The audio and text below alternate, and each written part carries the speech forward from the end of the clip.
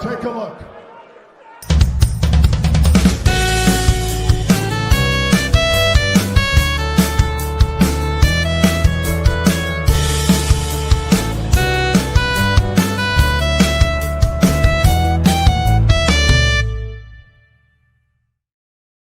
It's February 2nd, 2026. I am at Joel Pearl, thejoelpearl.com on Blue Sky, and it's time to get in the weeds. A marvelous, magnificent, multiple fun time Monday ahead of us. Hope you all doing well. Here in Toronto, it's nice and sunny. Got my windows open, the light naturally shining through.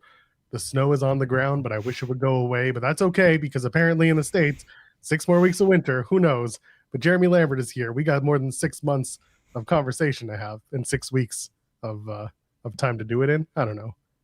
Does anyone really pay attention to the groundhog thing? I don't, not really. No. Well then. Can't say that I do. I think the kids are like enjoy it, but is it true? Like, is it like legit a thing? Someone would have to go back and take a look at the actual, data behind it. I'm sure someone has. Listen, if there's data to be had, some Redditor got bored and did it. Yeah. I don't know. I never paid attention to it. I'm like, all right, saw a shadow, didn't see a shadow. Sure. If you say so. I'm going to look it up. Doesn't matter if the groundhog sees its shadow. Anyway, welcome to this show because you're actually watching us on main channel and you're probably like, yeah, what is this? You've already opened up Pandora's box. Hi, we're the morning show here. We usually operate on Fightful Overbooked, but at the first Monday of every month, we're here on the Fightful main channel to bring you this. What is this? You're just going to have to sit around and find out. We do tangents. We do conversation. Sometimes we even talk about wrestling, but most of the time, you just get us. So you're welcome, or I'm sorry, whichever one you feel.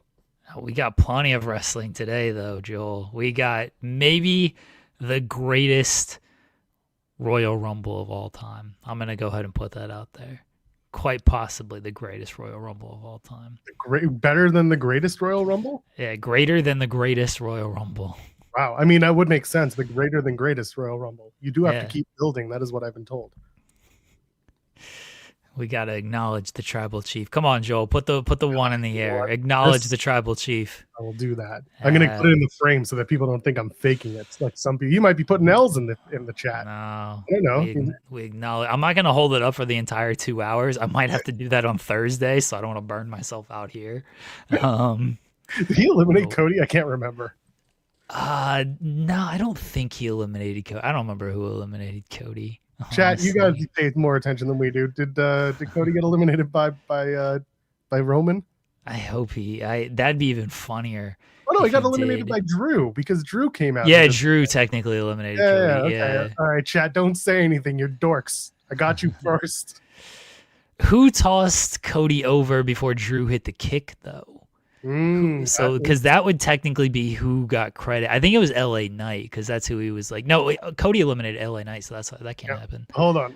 First of all, shout out to Jerkin My Dragunov because Jerkin My Dragunov. That's actually really good.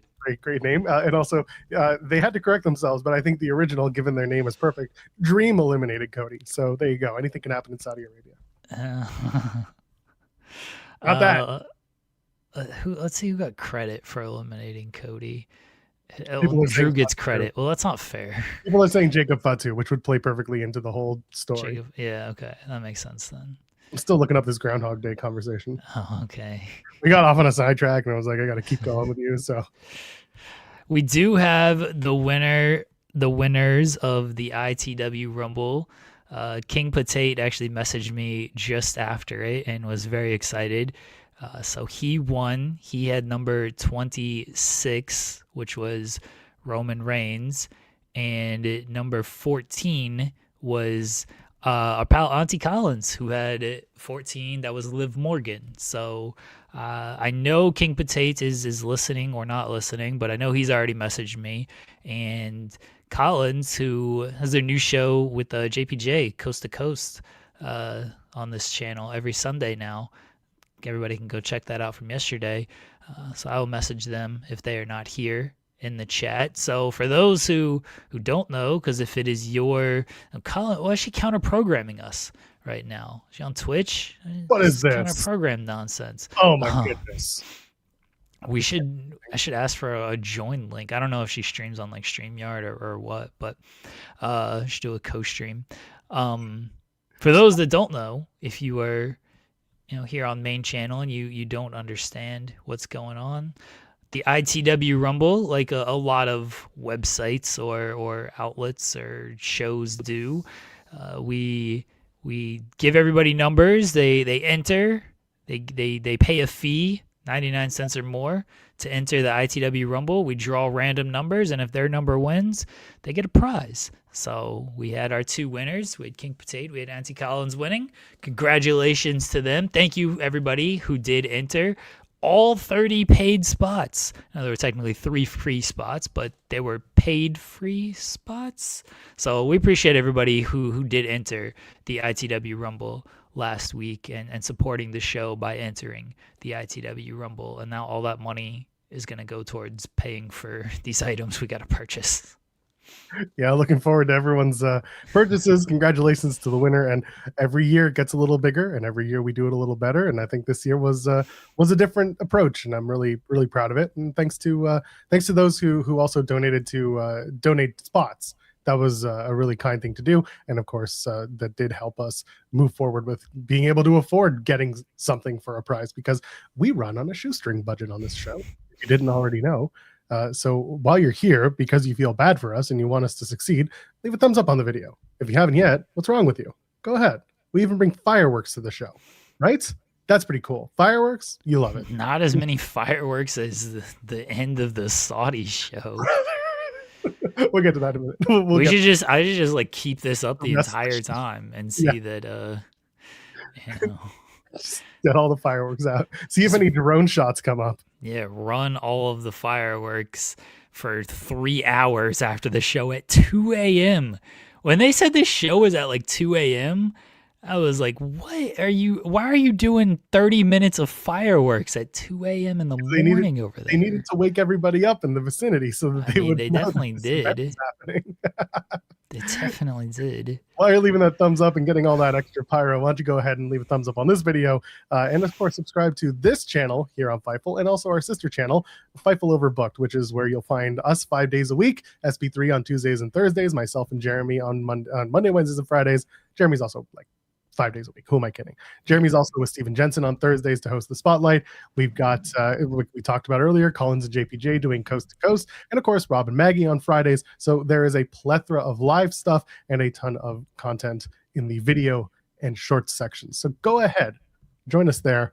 If you like this show, you are going to be sad for eternity because we're here with you. By the way, I have a bunch of groundhogs and their accuracy based on the states they represented. Punxsutawney Phil is like 17th and has an accuracy. Yeah, the accuracy rate is 35%. Fraud ass Phil. Fraud ass Phil. No, why are we listening to him? No one bill Phil. It should be Staten Island Chuck. So he's the most accurate. He represents New York State and has an accuracy of 85%. All right.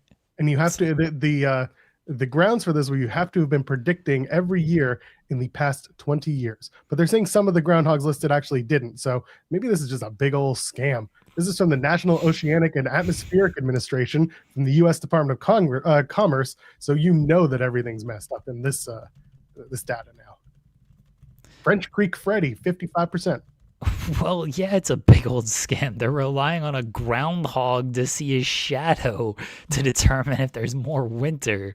That the premise of this whole thing is a scam. I have a very important question for you to ask Steven Jensen on Thursday.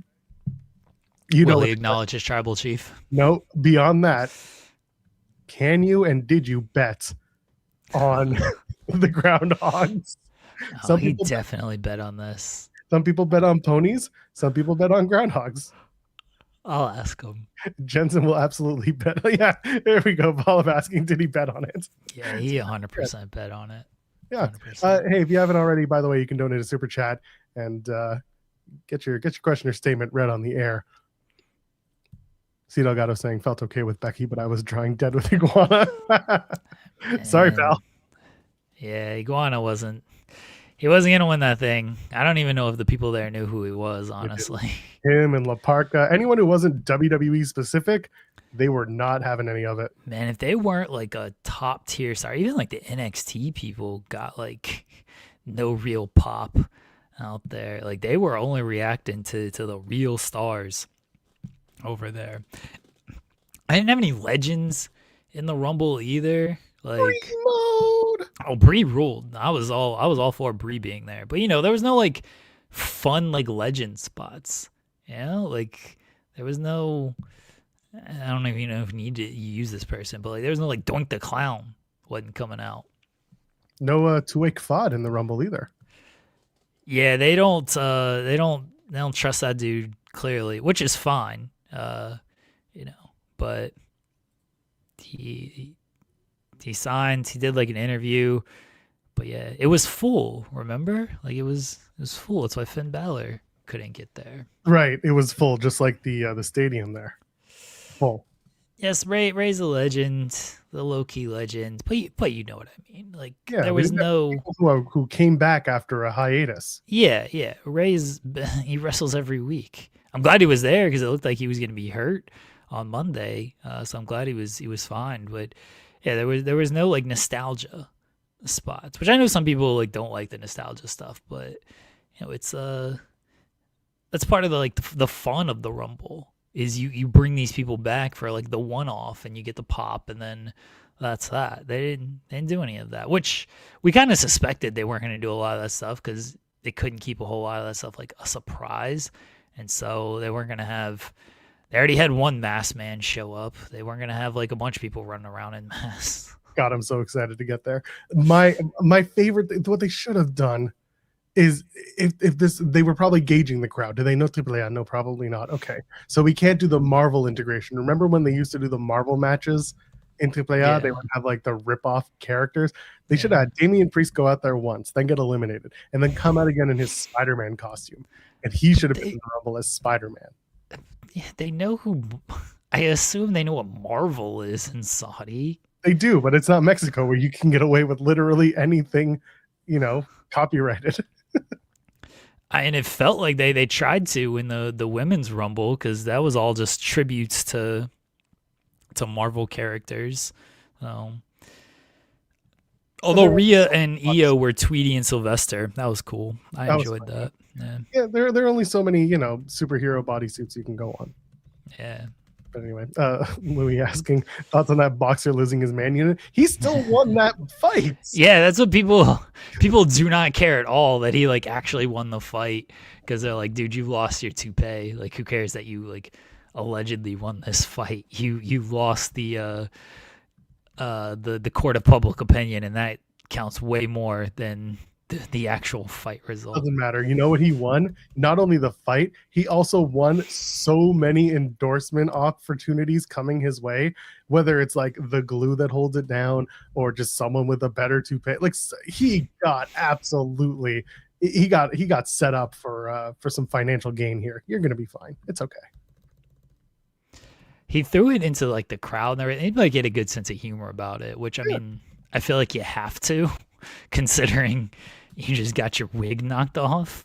Like you can't be like, oh no, he didn't hit me, man. Like it didn't really hurt. Like you kind of gotta have a sense of humor about it. So good on him. Again, he won the fight. I want to talk to that man's barber and just see if he was like, are you sure you want to do this, man? Like, is this? I don't know if it's gonna hold. Well, like, he said, hold on, let me get his quote. You got his yeah, quote. Of course, yeah. You would.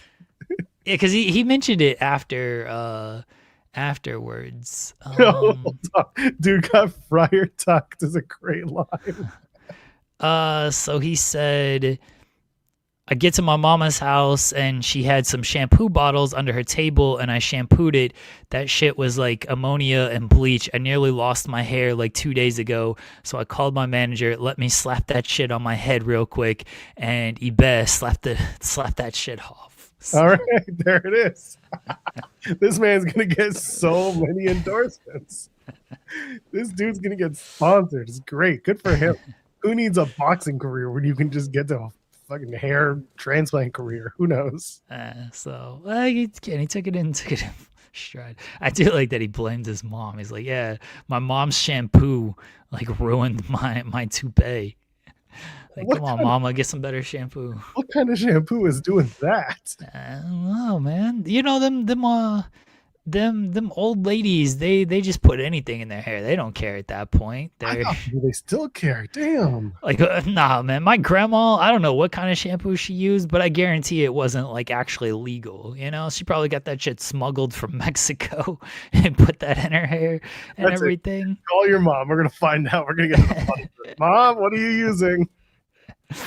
My mom hasn't quite hit that age. I don't know what age it is, but you get to that age where like you just don't give a fuck and you're just like, yeah, sure, whatever's there is what I'm putting in my hair. You don't check it for anything. You know what I mean? Like you just go for it. I feel like that's what his mom had and puts in her hair, because you just don't care after a certain point. I'm so glad I live in a country that has standards when it comes to everything.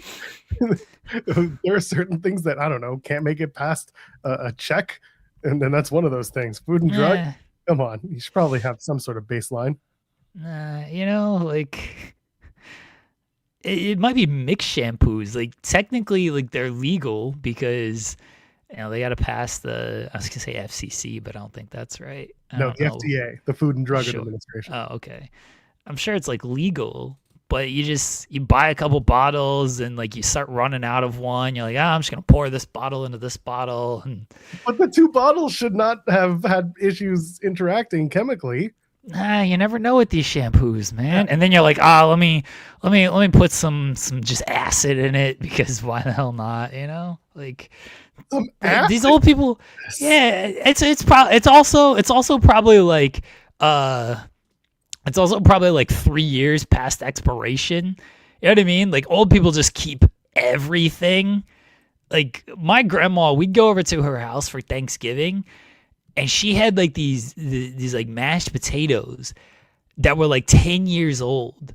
And she's like, I'm going to make these. I'm like, what the fuck are you talking about, Granny? That you're going to make these 10-year-old mashed potatoes? She's like, they're still good. I was like, I don't think they are. You're going to literally poison all of us. Like all of our canned foods were like 5 years or older. Like my grandma was a big time hoarder, so she just had like all this food that was way past expiration. She had like a soap and toothpaste that was way past gone. My mom will tell some stories on the shit my grandma was keeping. So I just assume his mom just had like these 10-year-old past expiration mixed bottles of shampoo. That's what old people do. You're gonna be old one day, Jules. What you're gonna do is what I'm gonna do. My lovely wife is gonna be like, why do we still have this? It is 5 years old. I was like, well, it's a keepsake at this point. We don't need to throw it away. It's gonna come back around. We don't need to. What do you mean? We don't need to get rid of this. You know, what? It's still good. You can still use it. She'd be like, no, you can't. But yeah, it's okay. I promise.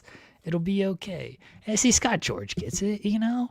We all got that grandma or mom, depending on how old we are, or great-grandma. They all do this. We're all going to do this when we're old too, everybody. You get past the point of fucking caring at some stage. I don't know what age that is, but we're all going to hit that age. Yeah, it's a subjective number is what that is. Yeah. Yeah, for some people, it might be 30. I don't know. But, we're all going to hit that age of, whatever. Just keep it. At some point, it'll be used, All I'm saying is the best before date is a suggestion. It's not necessarily hard and fast. In some instances, I mean, sometimes you gotta Yeah, 5 years is maybe a little too much. But here's a good example. I opened up some sour cream the other day that had been in our fridge until we got it in December, and the expiration date was like January 16th. And I opened it up on January 17th. Like I broke the seal on it because so it's Hanukkah, right? We had Hanukkah back in the holiday season, and you make latkes, which are like potato pancakes, and some people eat them with sour cream. So we had purchased some of our own, and then we had friends come over who brought their own latkes and brought us sour cream, and we're like, well, this is too much sour cream. But anyway, so we had a packet that was sitting unopened. And it was January 16th. The expiration date was, I opened it on January 17th. It's a dairy product. And I was like, oh, how bad could this be? Broke the seal, perfectly fine. Couple of days, you're fine. Don't use it past a couple days. But like, it's okay as long as it's sealed and right at the expiration. So for those who are saying it's a biohazard, no, it's not. It's a suggestion. It's not necessarily going to turn your stomach inside out. That tuna that turned my stomach and everything else inside out, that thing hadn't expired yet. So I couldn't tell you what happened there. Probably just something in the food. That was the only one who got sick too. Bad tuna. I don't know. Tuna's not great anyway, so you know. No, that's the thing, C. Delgado saying that's how Joel got food poisoning. No, that's the problem. It wasn't the expired. It was the other stuff that wasn't expired that took me out. So now I can't eat that particular tuna again, or I have to get a new, couple of tins of it when I want to get it. But yeah, man, food is weird. Food's great, but food's weird. Buying shit 50% off once in a while, it's great. You buy the 50% off meat, you freeze it. It's fine once you defrost it. Richard Cranium asking, I got this Nesquik powdered your chocolate milk. It's a huge Costco one, about 6 months out of expiration, but still seems good. Would you? Yeah, probably. Yes, because it's powder. It doesn't matter. Like the powders, you know what? At worst, what it's going to be is a little dull in terms of taste. At worst. It's not going to be bad for you because it's not. You might just have to use more to get like an actual taste to it. Exactly, because otherwise, like if the milk is bad, then everything's messed up. You don't want to do that. Eating bad dairy, drinking bad dairy, you do not want that. But if it's just a powder, you're fine. Going off of smell I see in the chat, that's totally fine. If it's unnatural, do not eat it. Like there is food storage is a science. It's a very good way to put it. That's it. Yeah, you can use the powder. Just make sure it's actual Nesquik powder and not cremation remains. You don't want to get a person stuck inside of you. Well, anyway, Jules is saying that meat can last forever in a freezer if you vacuum seal it. That is a good point. See, this show is educational. We are here to hopefully get you a little bit closer to not getting sick. And if you do, well, the opinions expressed by the Weeds is not those reflecting of any Food or Drug Administration. And it says it tastes well. Nothing in the fridge. The powder was the exception. Okay. You'll be fine. You'll be fine, Richard. And if we don't hear from you in the next couple of days, sorry. Shout out to Lab Class. I mean, Alan Russo. Oh, man, he got really fucked. Man.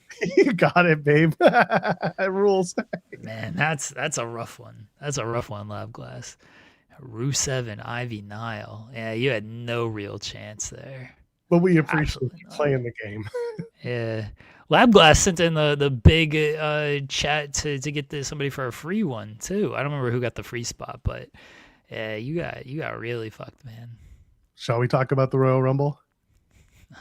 Sure. We are 20 minutes in. We should probably get to it. First of all, best Royal Rumble ever because I watched it in an hour and a half. So there was that. 2X and move through some stuff. There were so many commercials. I didn't have to worry about that. It's great. Good time. Empty stadium covered with lights. That women's Rumble I know people can be like, oh, the lights were getting in front of people's faces and eventually there were a lot of people there. There were 25,000 and that stadium was made for way more than 25,000. But also you go and you watch the side drone shots, brother, you see there's nobody in those sides and upper stands for like the first 2 hours of the show. I get it. The next goalpost is going to be, oh, it started at 10 p.m. local time, so it gets really late. And I'm like, yeah, I get it. But also you knew that when this was happening. So like, really, what are we doing here? Right? Should have started at noon Eastern. None of this like, oh, Pacific time zone. They're not going to be able to watch it. Like they can wake up at 9 a.m. We have to stay up and watch AEW pay-per-views with the pressers until 2 a.m. We can get through this. Come on. It'll be okay. Nah, I was fine with the 3 o'clock start. No, 2 o'clock. Sorry, 2 o'clock. Yeah. I like the 2 o'clock start. I was completely fine with that. Like I like the afternoon starts just in general. I mean, I didn't realize it was 2 a.m. over there. That seems a little like, it seems like you should do a little bit better for your local audience. But at the same time, like they sold what they sold. It did look empty. Like the lights did make it look very empty. it didn't sound empty, so I will say that. Like the crowd reactions for the stuff that they did react to was very good. It's just you couldn't tell that there was anybody there because yeah, it looked pretty empty. But it's the same thing with the Clippers stadium, Intuit The Dome. Intuit Dome, yeah. Yeah, because they have like those lights and stuff, and so it doesn't look like there's as many people there as there are. That's And you also know they. Oh, go ahead. so I was gonna say, so that is a common trope in sports and any entertainment field. Where like you used to see this way back in like the 2010s with WWE when they weren't drawing, but they were running those big arenas. You would get those big lights, the spotlights that shone out from the seats out back to the camera side. That was because they were trying to hide how many empty seats were behind you. So like you would go if you sat at the front of the 100s, but to the corners there was probably a bunch of spotlights in front of your seat, and that was because there were tons of empty seats either behind you or just below, like wherever it was, and that would hide all the empty seats. That's how they used to do it. This was just a bad play. Yeah, I mean, maybe there was a purpose for it, but it, they did what they did with. I mean, the stadium was built in 20 days, so I wonder how they did that. all the ghost of the people they lost were filling the seats. Yeah, that they were tribute seats, I'm sure. The lights thing, like you could see what they were trying to do because they did have the WWE logo on them if you watched the seats during the matches. Like they tried to do things with the lights that were there, but they just didn't look very good. So yeah, made the place look empty. It did eventually fill up a little bit after the women's rumble, which is again going for the whole they were running at 2 a.m. and there was no one there. No, there was nobody there for the first hour and a half, and then it started to fill up. So the argument kind of gets wasted right there, which is just my favorite. Someone asked me why do they start at 10 p.m. Allegedly, it's because they wanted to give grace to the West Coast viewers who were going to be starting at 9 o'clock if they did it at noon. Fuck them. Yeah, well, I agree. I'm just kidding. It would have been 9 o'clock. Okay, so whatever. They got to get up early. How much do they love this business? How much do they love WWE? Get up at 9 o'clock to watch the Royal Rumble. Now, I was fine with the 2 o'clock start. I like the 2 o'clock start. Like noon is fine as well, but noon also sometimes feels a little too early. But I like that it's done so early. Like SmackDown, which I'm not going to talk about because another DQ in the main event. That shit coming right from. It was very obvious. Like it's just so lame that they do it. I like the 12 o'clock start on that. It was done by 3. That show sucked too. That was such a boring show. And then it ended in the way it ended.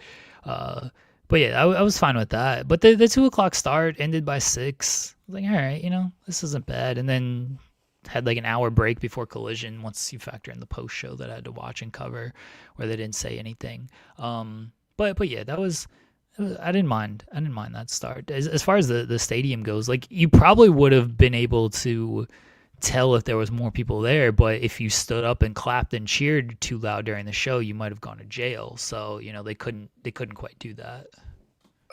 Just as a little update or aside, in the most non-shocking news of the day, WWE did announce that SmackDown and Raw will be at the T-Mobile Arena around WrestleMania week, Friday, April 17th and Monday, April 20th, respectively.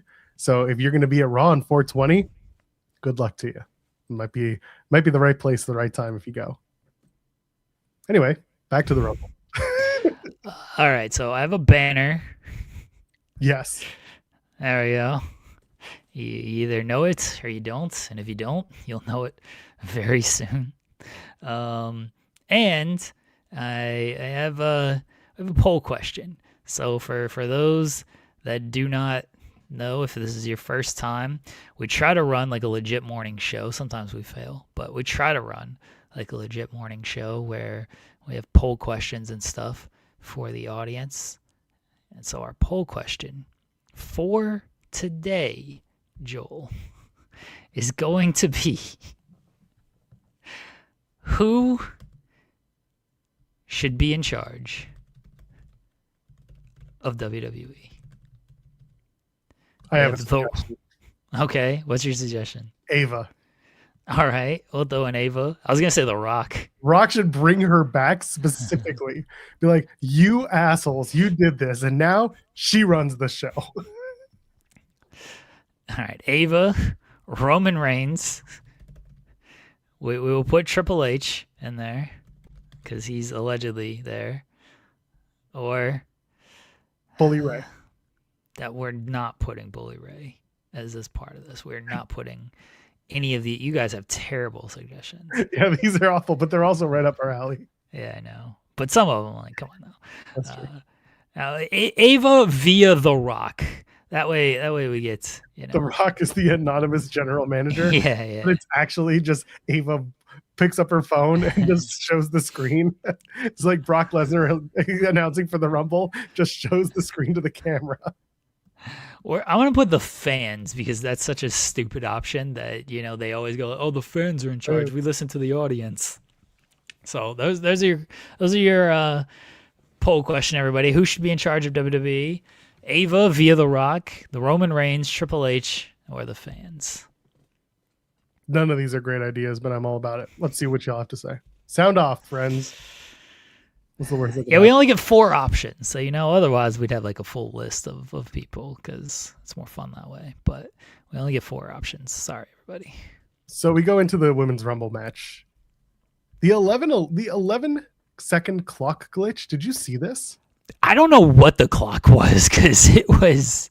So every time that they finished the countdown to 0, they would show you the entrance name, but the clock would be set to 11 seconds every time. And I don't know what the glitch was and why they didn't fix it.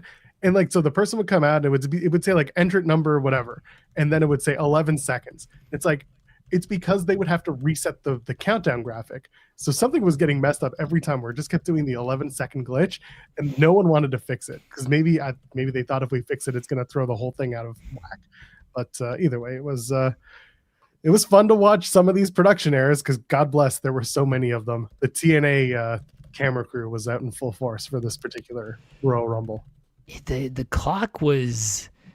I mean, the men's Rumble didn't even go an hour. Charlotte lasted longer in the women's Rumble than the entire men's Rumble. Like, you could see they were rushing through it. They knew what they were up against, something of a time delay or a time crunch. I don't know. It's weird that, I guess they were on a time crunch because I don't know if it's like they're on the ESPN app. So I figured it's just 4 hours or you have like kind of unlimited time. Because I think Prince was tired, Jeremy, is what I'm getting at. Well, I guess so, but I don't know. Time your shit out better than maybe don't. Maybe take a nap in the middle of the day. I don't know. Or don't have 5 million commercials out of there. Yeah, I guess they had to, they're like, you can't do fireworks past 2:30 a.m. All right, if you're gonna do these fireworks, it's got to be by 2 a.m. Guys, turkey's tired. We have to wrap this up. Let's wrap this up. And it's, the men's Rumble just went through. And I know there was a lot there of like Brock getting eliminated during Jey Uso's entrance and everything. So it's Dude, just that ruled. The whole Rumble being such a mess was just perfect. Like so Maxine Dupree comes out and they're doing the thing and she's beating down Becky. And then I don't know if anyone clocked this, but the first thing I saw was they get to the countdown and Maxine is reacting to Natty before her music even hits. And I'm like, why would you show her reacting? Like she's like doing the punch and then it's 3, 2, and she's standing up and looking and she's got the doe eyes and they've already hit 0, but nothing's happened. And she's like, oh, but you don't know who's coming out. So why are you reacting to something that hasn't happened yet? It was very funny. And then of course, nice try on trying to do Rage Against the Machine for Natty's music, but hey. I thought the first half of the women's Rumble was just like nothing. Like the first half was just, and the problem is like they had all 30 enter. So Tiffany comes out, she's number 30.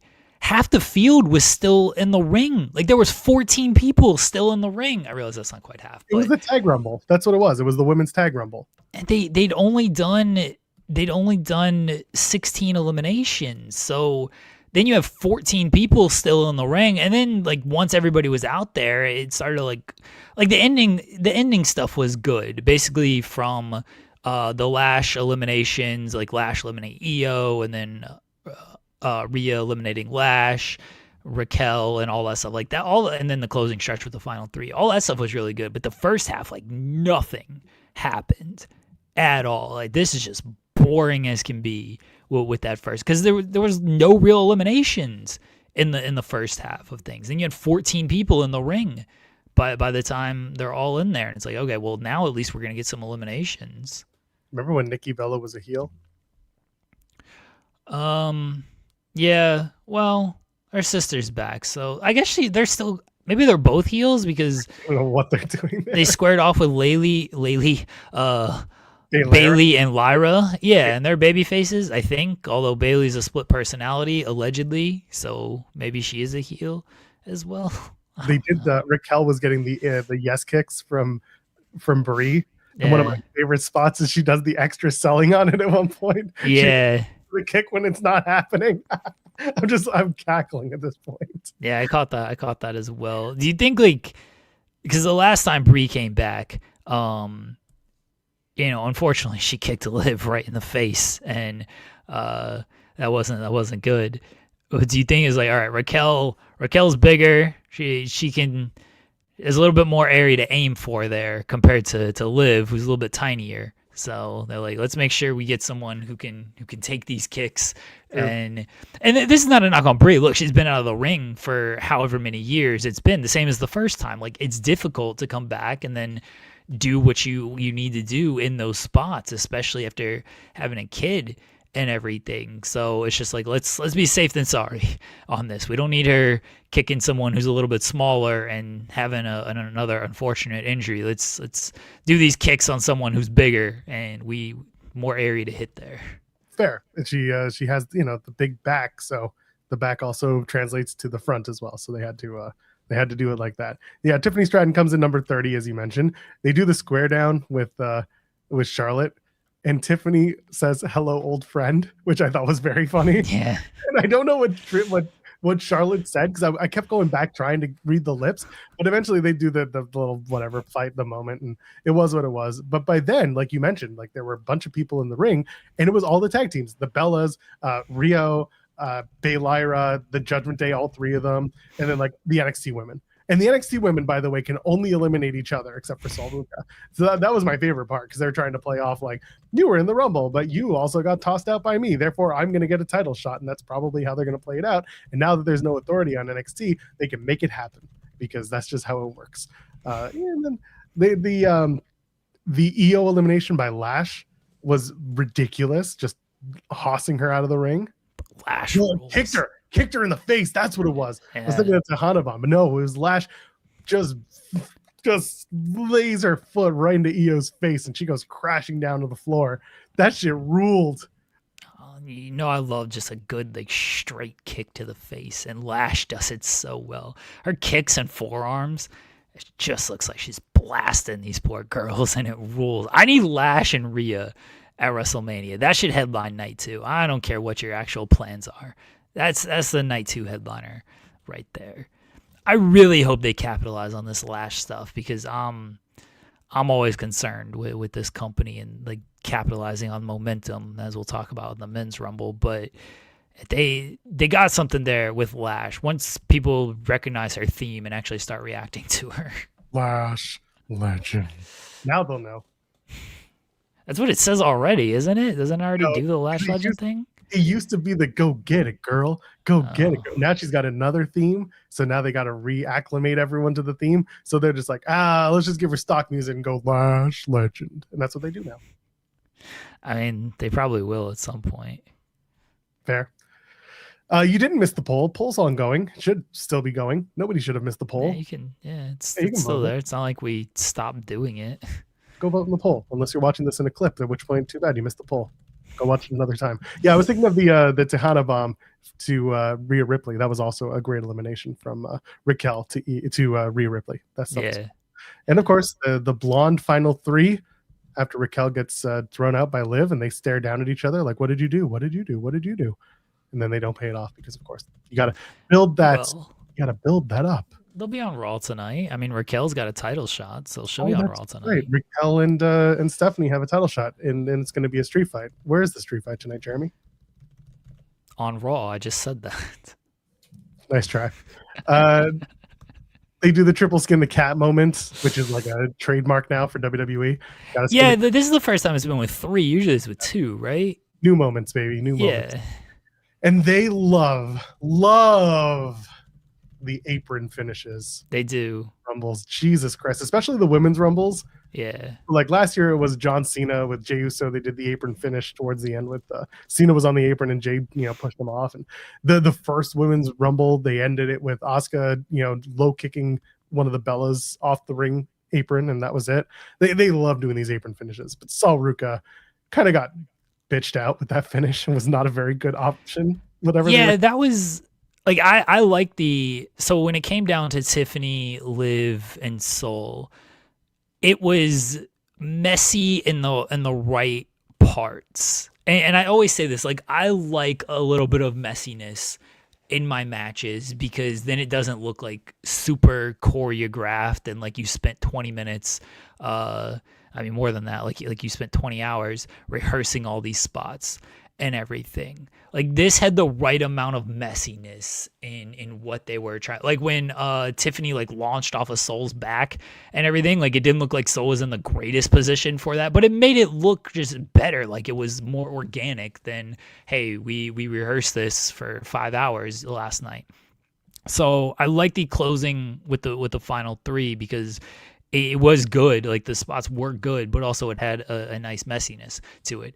But I knew that's what they were trying to set up with, I'm going to do the Soul Snatcher on the apron here. But it's like, that's a dumb move to do on the apron when if you fall to the floor, you get eliminated. Like, it's stupid to even go for that. And then, yeah, she looked kind of dumb trying to go for it because she just got pushed off. So that... Like, I get what they were trying to go for there. It just looks like a stupid thing to do. I did like the Liv Oblivion where she just, like, threw her ass, like, off of the apron into the floor. Like, that looked really good off of it. But yeah, Soul going for the Soul Snatcher, like, on the apron like that just seemed like a dumb, like a dumb spot. They'll play it off as like dumb rookie mistake, but also Soul is not dumb battle royals. Like she knows how to work a battle royal. I don't think they're gonna play it off as anything. They're just gonna be like, oh, she's the final 3 and praise her for a good performance, which it was a great performance. Yes. But I don't think they're gonna act like it was anything more than it was. I think you're giving them too much credit. I have to stop giving credit where it's true. You're right. So that's the Women's Rumble. And the first half lacked and the second half was okay. It was fine. This whole show was fine. And really what made it fine was the fact that AJ and Gunther was a fantastic match. Because the rest of it was just like, So let's talk about AJ and Gunther. Liv won the Rumble. Good for her. So I've said that I don't think Vecker and Jade are going into the WrestleMania as champions. I don't see it. Like Liv and Vecker doesn't feel like a big match right now. And Liv and Jade, I mean, you can get there, but I don't know if they trust Jade in that spot with this. I wouldn't be shocked if like Raquel wins this title tonight and they build like a Judgment Day thing for WrestleMania. I heard Sean kind of throw out the idea that Raquel wins, Liv gets Raquel, and then somehow Roxanne wins the Elimination Chamber. And she says, no, I want this to be a triple threat. But the problem is they would then have to make it so that the Women's Elimination Chamber is specifically for whatever you want, which is kind of a hole. You can't do that. Normally it's the winner gets the opposite title shot or whatever the deal would be. Well, it can be like Liv just doesn't choose. Yeah, you could do that too. Because she's like, well, I don't want to face Raquel. So she's basically like biding her time and hoping that Raquel loses the title. And then they give Roxanne, they just say it's for the women's world title because they just assume Liv is going to choose the other title, the women's title. And then Liv decides she wants the women's world title as well. A Judgment Day triple threat doesn't feel super big either, though. And that's the thing is like Liv just came back not too long ago, and it's been building for a little while, and you got another 2 months to build this. It's not like the WrestleMania is next week or anything. It just feels weird to not have like Rhea Ripley in one of these high profile. Like she's by far the biggest women's star and maybe even the biggest star on these shows. Like it feels like you got to put her in one of these world title matches for WrestleMania. So going back to where the Rumble was when we got to the midway point, it was the tag team Royal Rumble. You can see all of these women, and I didn't like the idea at the time, but Ricocchino's been running this whole do a women's TLC match for the tag titles at WrestleMania thing. And I'm not saying that I want necessarily a TLC match, but I could see them doing these women, these like the Bellas, Rio, Bailey, and Lara. Not necessarily Judgment Day, but like sorry, Lyra, not Lara. Bailey and Lyra, and some other tag teams in like some big schmaz for the tag titles, because they've been spending a lot of time building up those tag titles too and making them like Charlexa. There's another tag team you can put in there. So like there is room for a bunch of the superstars to have, like the super top women stars, to have some sort of big match for a title that has been given some emphasis in the last few months. I wouldn't hate it, but I don't think a TLC match is where I would personally want to see it. I don't love it though, because like they've been building it up. I get that, but it just feels like you're wasting a lot of your top stars just to put them in a TLC match. Like usually these TLC matches, it is for the tag teams, but you don't have like the tip top people in the match. Like the TLC matches back in the day were, you know, the Hardys, the Dudleys, and Edge and Christian, like all actual tag teams. And you put in Austin and The Rock and Undertaker in a TLC match at WrestleMania. Like, I don't think you can put Rhea Ripley in a TLC match at WrestleMania. They all beat the shit out of each other. A car crash match is going to do just as well as anything else. And then no, it's not because like she can't do it or whatever. It's because I know, I get it. It's Rhea. You want to make her a big deal, but also you think about what the other matches are potentially on the card. If you do AJ Lee and Becky Lynch, like that's a pretty big match to do as well. You've got the women's world title match being this is our next up. And if we're going to keep talking about like who's next up and Liv being finally given that torch, listen, the reality is Liv's right now, had that torch though. Not at WrestleMania though. She hasn't had like a standout WrestleMania match ever. And so for her to potentially get that and be what was reported to be a center focused point of WrestleMania, or a centerpiece of WrestleMania this year, then this is the opportunity. Now, again, the reality is none of these women's title matches appear to be slated for the main event of night 1 or 2, and we'll talk about why as we talk about the men's matches. But if you're going to do standout matches, a big TLC or a big multi-woman schmaz tag title match is a big deal, as long as it's not a gauntlet match. And you do 2 women's matches for the women's title and the world title, and then you got the Intercontinental title. You've got some space to work with. AJ Lee versus Becky Lynch is a big match, is what I'm saying, by the way. I don't want anyone to misconstrue my point. You have big matches planned for singles. It's also WrestleMania, so you're not going to put 15 matches each night, but you are probably going to do 7 or 8 and build your card based on stars and not based on the matches per se. This is why, hold on, where's the chat? Zeno Hour, I'm going to bury you like SB3 does. Yeah, I know. That's why I clarified WrestleMania. They didn't put these guys in TLC matches at WrestleMania. Also, didn't that match happen because of a snowstorm in Edmonton or some shit? Like I feel like there was a reason they hot-shotted that to a TLC match. There was a specific reason why it happened. Maybe. My memory's not that good. But yeah, they weren't putting their top men's stars in these tag team matches at WrestleMania. Like they were feuding over the top titles. It's just very tough for me to believe that Rhea's not gonna have some type of big match. I don't know what that is, because I don't think she wants to like turn on Io. I think they're they're having fun with what they're doing. I would recommend she already turns on EO. And if she turns on EO, then I get what you're saying. If she turns on EO, then like, yeah, that's the easy Mania match. All right, I apologize, Hour. No, bury him again. Bury him harder. I don't think it's true that he wrote that before I clarified. I clarified very quickly. Clarified as I was saying it. So I don't think that's true at all. I think he's lying. Like you can do the turn, and that's a big match at WrestleMania, and you can put the title on EO or Rhea before then. Like put it in the do the Elimination Chamber and put the title on her there somehow. What's the Jade match if Bianca isn't ready? Because Jordan. So again, I'm not saying yes or no to this, but I will point out that if the larger conversation is you never push these women, you never give them a chance. Well, if you don't give them a chance, then they don't get the shot. However, it is also WrestleMania, and you have to keep in mind that it's casual Mania, and I don't know how much the casuals care about the women's division, to be perfectly honest. I hope that they do, but I don't know for sure. But I don't know who else fits in that division unless they go Tiffany Stratton and Jade. There's at least some sort of story there. Their match. Yeah, the story is we've seen this a million times. I don't want to see it again.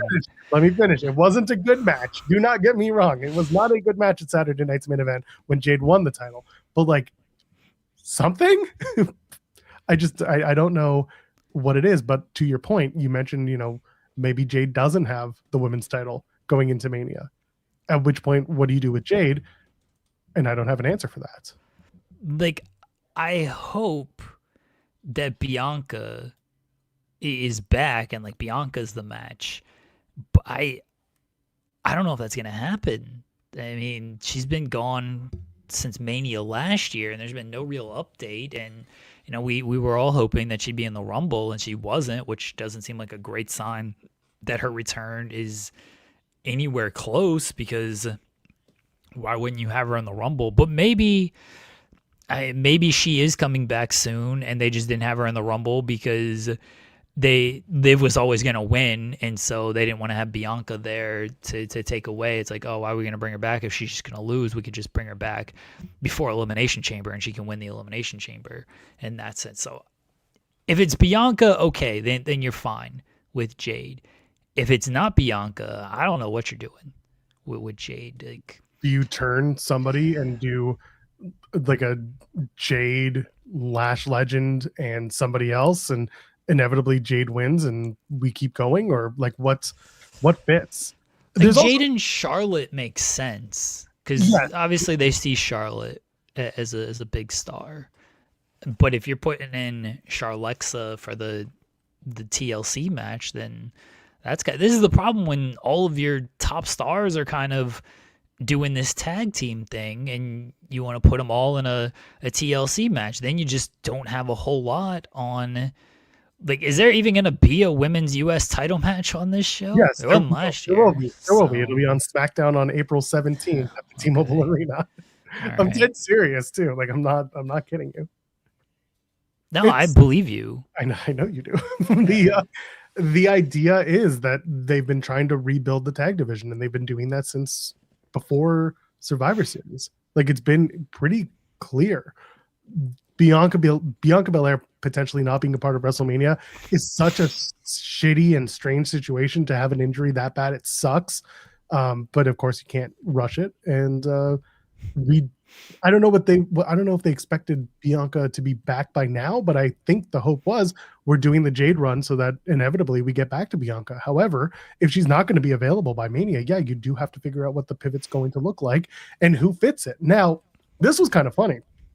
The unreal kind of throwing it back in your face type of thing where they do the writer's room and it's all like, oh, Chelsea Green's not going to be that girl. She's not going to be number one, blah, blah, blah, blah. And now all of a sudden you see a lot more people getting a lot more interested in Chelsea Green. And she's starting to present herself as a lot less of a comedy act, despite being, flanked by Secret Hervis and all that. But like, she does that moment with Liv where she slaps the shit out of Liv Morgan. You can start parlaying that into an actual serious Chelsea can go push, I don't know how successful it would be. But like, you can at least work with Chelsea moving forward, because if everyone loves an underdog story, and you just told a bunch of people and a bunch of people ran with it through the Unreal story or through the Unreal series, that like, oh, she's never going to be good. And people are like, well, why not? Now the outrage starts. Now you start building with the outrage, let her be an underdog, and eventually she finds her way to maybe WrestleMania, maybe something else. Maybe there's a story there. Maybe there's something you can do with Chelsea becoming an underdog favorite against the bully Jade Cargill. I'm not like against this. They just ain't gonna do that.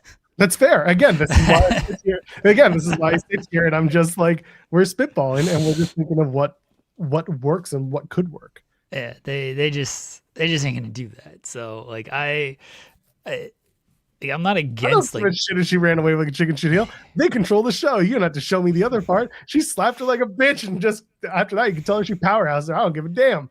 Let her be the underdog.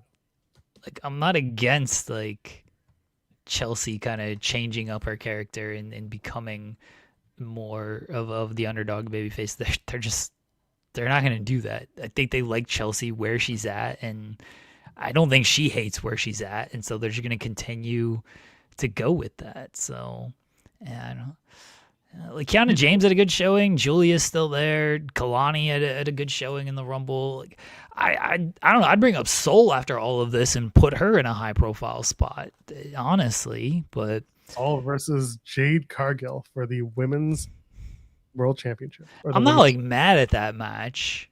I don't have any faith that they're gonna do anything with this though, and I'll talk about why when it comes to the Men's Rumble. But I just have no faith that they're actually going to elevate people off of this. And I mean, that's the problem. I mean, it's pretty straightforward to me that if Bianca is not available, then whatever the Jade match is, it's not going to be a high profile match on the card. Like, it will be a number 2 spot on one of the WrestleMania nights. And we all know what the number 2 spot is. It's not, it is a, you had a hot opener and now you're going to run into something else that people won't remember. And that's as easy as they can make it.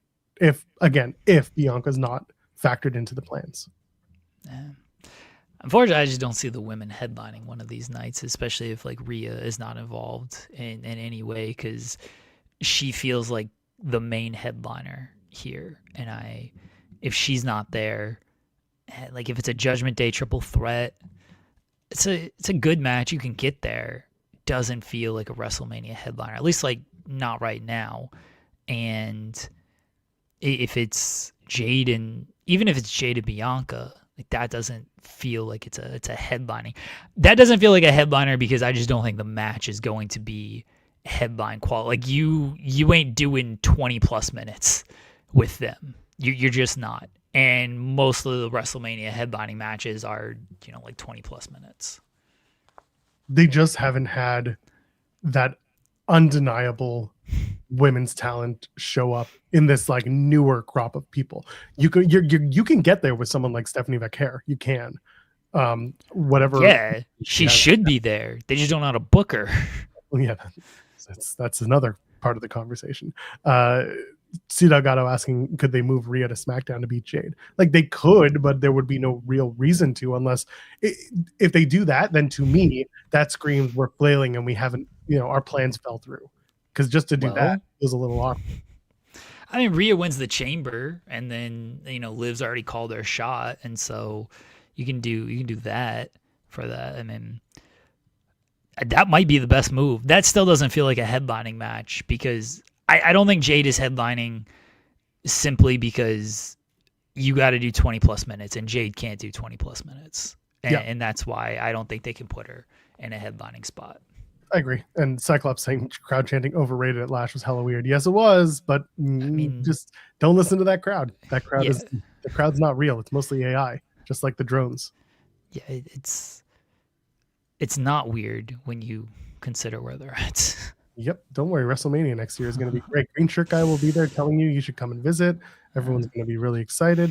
AJ and Gunther. AJ Styles loses his final match. It's over, Jeremy. Or is it? After the match, AJ Styles grabs his gloves. He goes to take them off. finger by finger, like an old French woman taking off her glove after a long night at the party. And then she says, "No, I'm not done yet." Puts them back on and does the thing.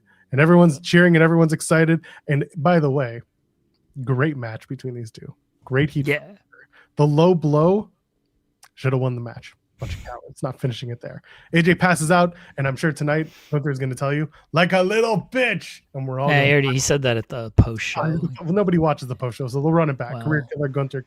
"I made everyone pass out like a little bitch," and everyone's going to be like, "Boo, we didn't watch the post show because it was dinner time." I was literally eating dinner at the end of the Royal Rumble match. So, priorities. Regardless, great match. Really, really loved it. And AJ Styles is ready for TNA Rebellion in April versus Frankie Kazarian. Get ready for that. This was an awesome match, and it played off of the first match really well too, with Gunther trying to avoid all the leg attacks by AJ and just having counters when he would go for it, and AJ just fighting out of everything, and but ultimately having to pass out from the choke. But just an excellent match. I think I enjoyed AJ Nakamura a little bit more as far as, if anybody's looking for a comparison. But that might just be due to sentimental reasonings and not so much like it was a better overall match. But that's not to take anything away from AJ and Gunther, because it was still, it was by far the best thing on this show. Like, it wasn't even close, honestly. And yeah, AJ lost, and he did the whole thing afterwards, and I know there's just a lot of speculation. Peter Rosenberg was saying that AJ told me he's done, and Triple H is like, "Oh, he's done in ring," but we've talked about doing stuff backstage. I don't believe they are saying this to in an attempt to make AJ look bad if by chance he does come out of retirement and he does have one more match or something. I truly believe they've talked to AJ, and AJ right now is thinking because AJ has said this is not new information that they are presenting. AJ has said I just don't think my body can take it anymore. I'm ready to kind of go. And if you believe Nakamura's diary entry, AJ said this months ago. It was the Japan tour, I think. And that was months ago, where he's like, "Yeah, I think Rumble, I'm just done." So I'm not gonna cast stones on Triple H and Rosenberg for their comments. If AJ decides to change his mind down the line and is like, "Hey, you know what? I actually want to do one more match," I don't think that reflects poorly on anybody. It just means he's a pro wrestler. Hey, remember when Peter Rosenberg was going to be on this show? Yeah, they never responded to my DMs. Yeah, it's almost as if believing Peter Rosenberg is a bad idea. But anyway, but I also agree with you, because AJ, I should say, has been pretty straightforward about his expectations when it comes to winding down his in-ring career. I think the man just wants to go and play video games, possibly on the internet, and tell stories out of school. You know what he really wants to do? He wants to be on that episode of Talking Shop. He wants to tell all that stories. He's ready. Brother, he and the boys are just going to chop it up. Uncle Alan's going to be there just trying to keep him on the straight and narrow, but they're going to be like, "Tell us about the last time you guys went to Saudi. Tell me about the last match." And AJ's going to be like, "I will tell you about this last match." And then we're going to be like, "Gallows, come back on our show and report everything that happened off camera." And that will be how we get Festus back on this program. However, AJ, listen, if this is the end of AJ Styles' wrestling career, I would understand it. The man's 50 years old. He's good. He's been great. Yes, he's still wrestling at a high caliber, but also at one point you just have to look and be like, "I think I did a good job. I think I'm ready to go." I'd rather people ask more for me than not. You want to go out on top looking like a stud than you do, with your head down being like, "It could have been better." No, I think for AJ, if he has decided this is it and he just wants to go home and, like I said, play video games, half jokingly, then great. Good for him. Because he went out having great matches over time, but especially in the last 3 weeks. And anyone should be proud of that. So as Colin's saying in the chat, if it was AJ's last match, we talked about it on Friday. It sucks that it had to happen not like Yeah. in Saudi and not domestically at home. And that's what a lot of people were kind of saying was like, if it had happened back home, it would have been a little more special. It's maybe just not meant to be. Maybe AJ liked the poetic justice of Rumble to Rumble than he did location based, which is why he's going to show up at TNA Rebellion in April when they come back to Atlanta, Georgia for AJ Styles' last match. I really don't think he's wrestling in TNA. I'm sorry. I think people. I'm hoping I'm wrong because I really don't want to have to clip out every single time I said AJ Styles is wrestling in TNA Rebellion, and I don't want to make it super cut. I think you're gonna be you're gonna be wrong anyway because you're just gonna be wrong. Gonna be a Slammiversary. No, he's not wrestling. But he told you we'll get to that. Remember when he said we'll get to that, Jeremy? Yeah, we'll get to that as in like I ain't doing this shit. We'll get to that. We'll get to that. And then he proceeds. He was basically doing a Trick Williams. Let's talk about it. And then he proceeded not to talk about it. I think people have this weird I don't want to say it's like fixation or I'm not quite sure what the correct term is. Maybe just idea. I think people have this weird idea of like what a wrestling retirement should be to these people when really we have no idea, right? Like Hiroshi Tanahashi announced it, did a full year effectively, maybe more than that, almost 2 years actually. And he retired at 49 as well. And so same thing with Sting. He announced that like, okay, this is when I'm gonna, and he was past 50, everything. But he made the announcement of when he was going to do it, and so then you had like the dates leading up to it. And Sting was past 60. So John Cena, same thing. He announced it, and so it became, he did the dates leading up to it and everything. And he was 49 as well. He wasn't past 50. And so everyone kind of thinks that like that's how it's supposed to be done because you have these three who did it in that way of like, well, you have to do a tour. You have to like let everybody see you one last time type of thing. But then you got like Shawn Michaels who just put his career on the line same way AJ did. He was 45 when he did. Now I know he came back for the Saudi match. I'm taking that away and talking about just the storyline that was presented because it's very possible AJ does come back. But for the storyline that was presented, it was I'm putting my career on the line, and that's when it was over. Same thing with Ric Flair. I'll put my career on the line, I'll wrestle until I lose, and then he lost to Shawn, and then he was back in TNA like 2 weeks later, and we all forgot about it. But like there's different ways to do a retirement. You know, Batista came back for just like one last match. When he came. He didn't do like a full-on tour. He had his last few matches before he left to Hollywood, and then he came back to get what he wants against Triple H, and that was that. Like, there's just multiple ways to do a retirement, and there's multiple ages of when you can retire. Again, Shawn Michaels was 45. You don't think Shawn Michaels, he was by far the best dude in that Saudi match. You don't think Shawn Michaels could have gone another 5 years at the level he was at? He easily could have.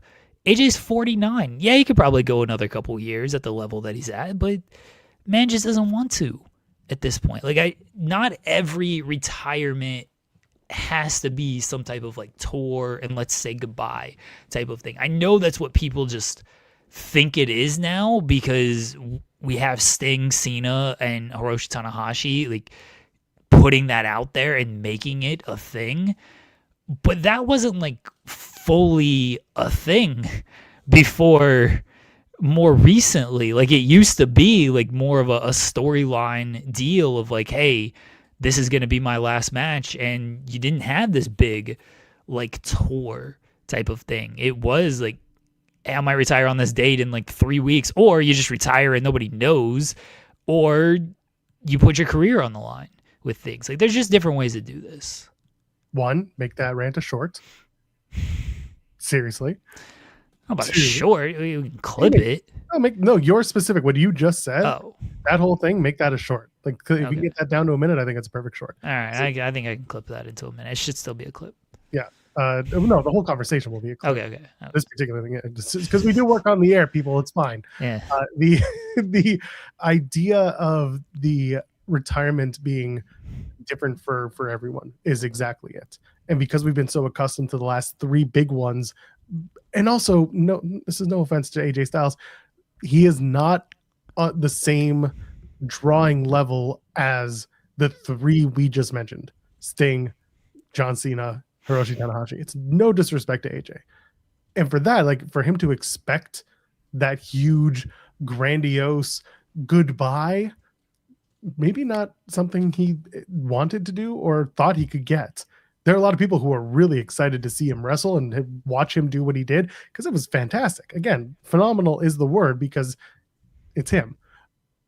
On the other hand, I bring up the idea that like, yeah, could these people have gone an extra 5 years, blah, blah, blah, blah, blah. We think yes.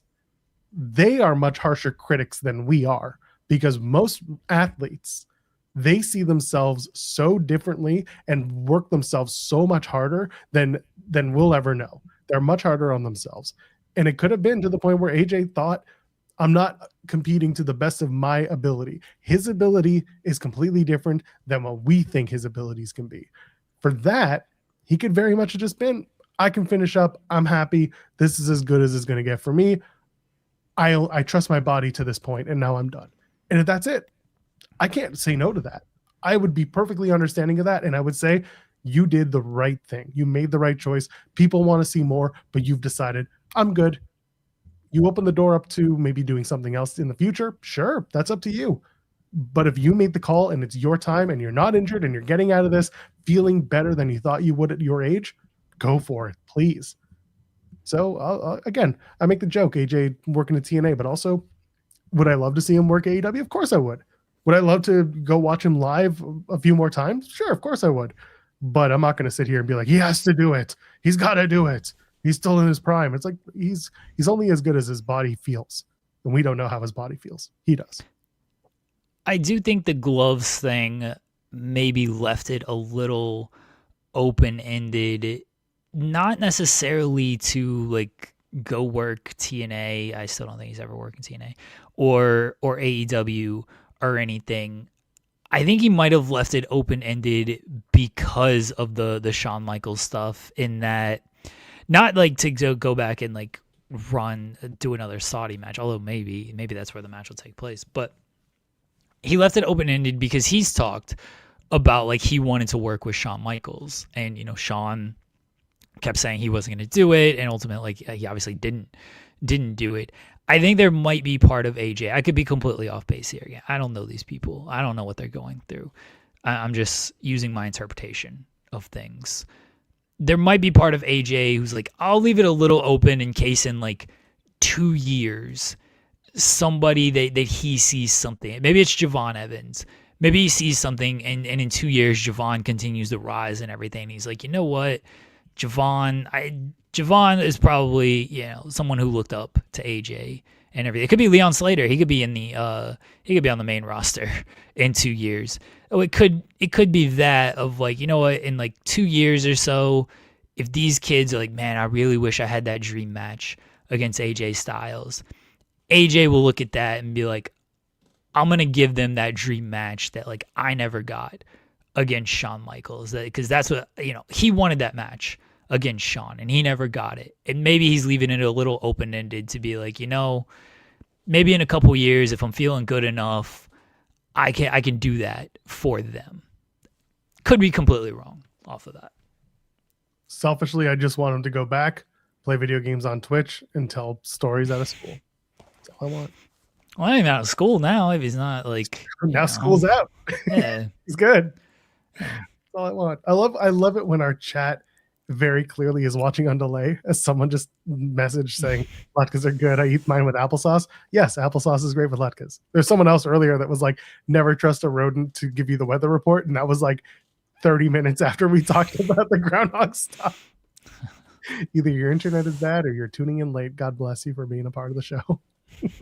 Speaking of being a part of the show, Sami Zayn, he's a part of the show and got decimated by Drew McIntyre. If you want a Joel Pearl Fine match, this was it. It was fine in that The match was never in doubt. McIntyre beat the shit out of Sami Zayn, and the Saudis just had to sit there and take it. Yeah, this match. I don't. Sure, fine. It sucks that the story was like, I'm gonna win in my hometown and I'm gonna win on my adopted hometown, and then Drew McIntyre is like, LOL, I just won this belt. You know what that means? And I couldn't get into this match. Like, one, I didn't really buy that Sami was ever gonna win, so that doesn't help matters. But Drew was like, he was kind of just dominant in this match. Like, they never even made. And I know Sami's like the underdog and everything, so you're supposed to be fighting. You know, he's supposed to be fighting from underneath and everything. But man, this was a match that was there. The crowd.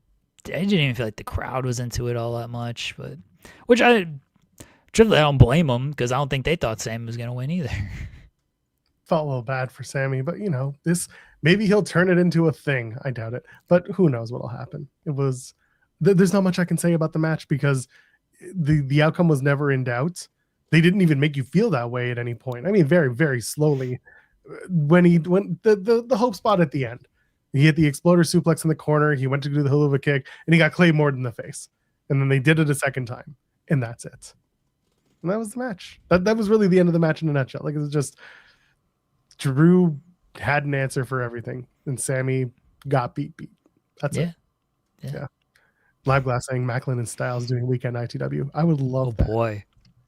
Oh, that's so good. They'd get us in trouble. It'll be worth it. Yeah. It would be worth it. You think they'd expose the business? Those two, specifically those two. I mean, Styles might. Yeah.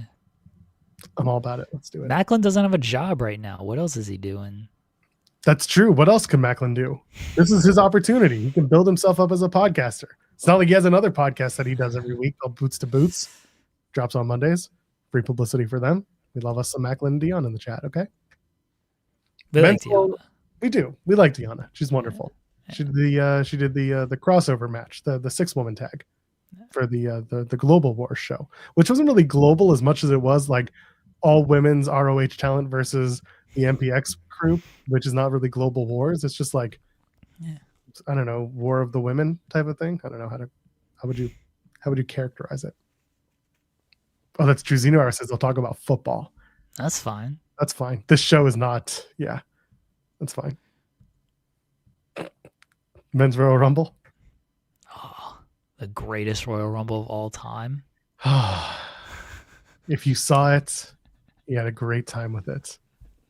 If you watched every minute of it, you were feeling it. And if you enjoyed it, good for you.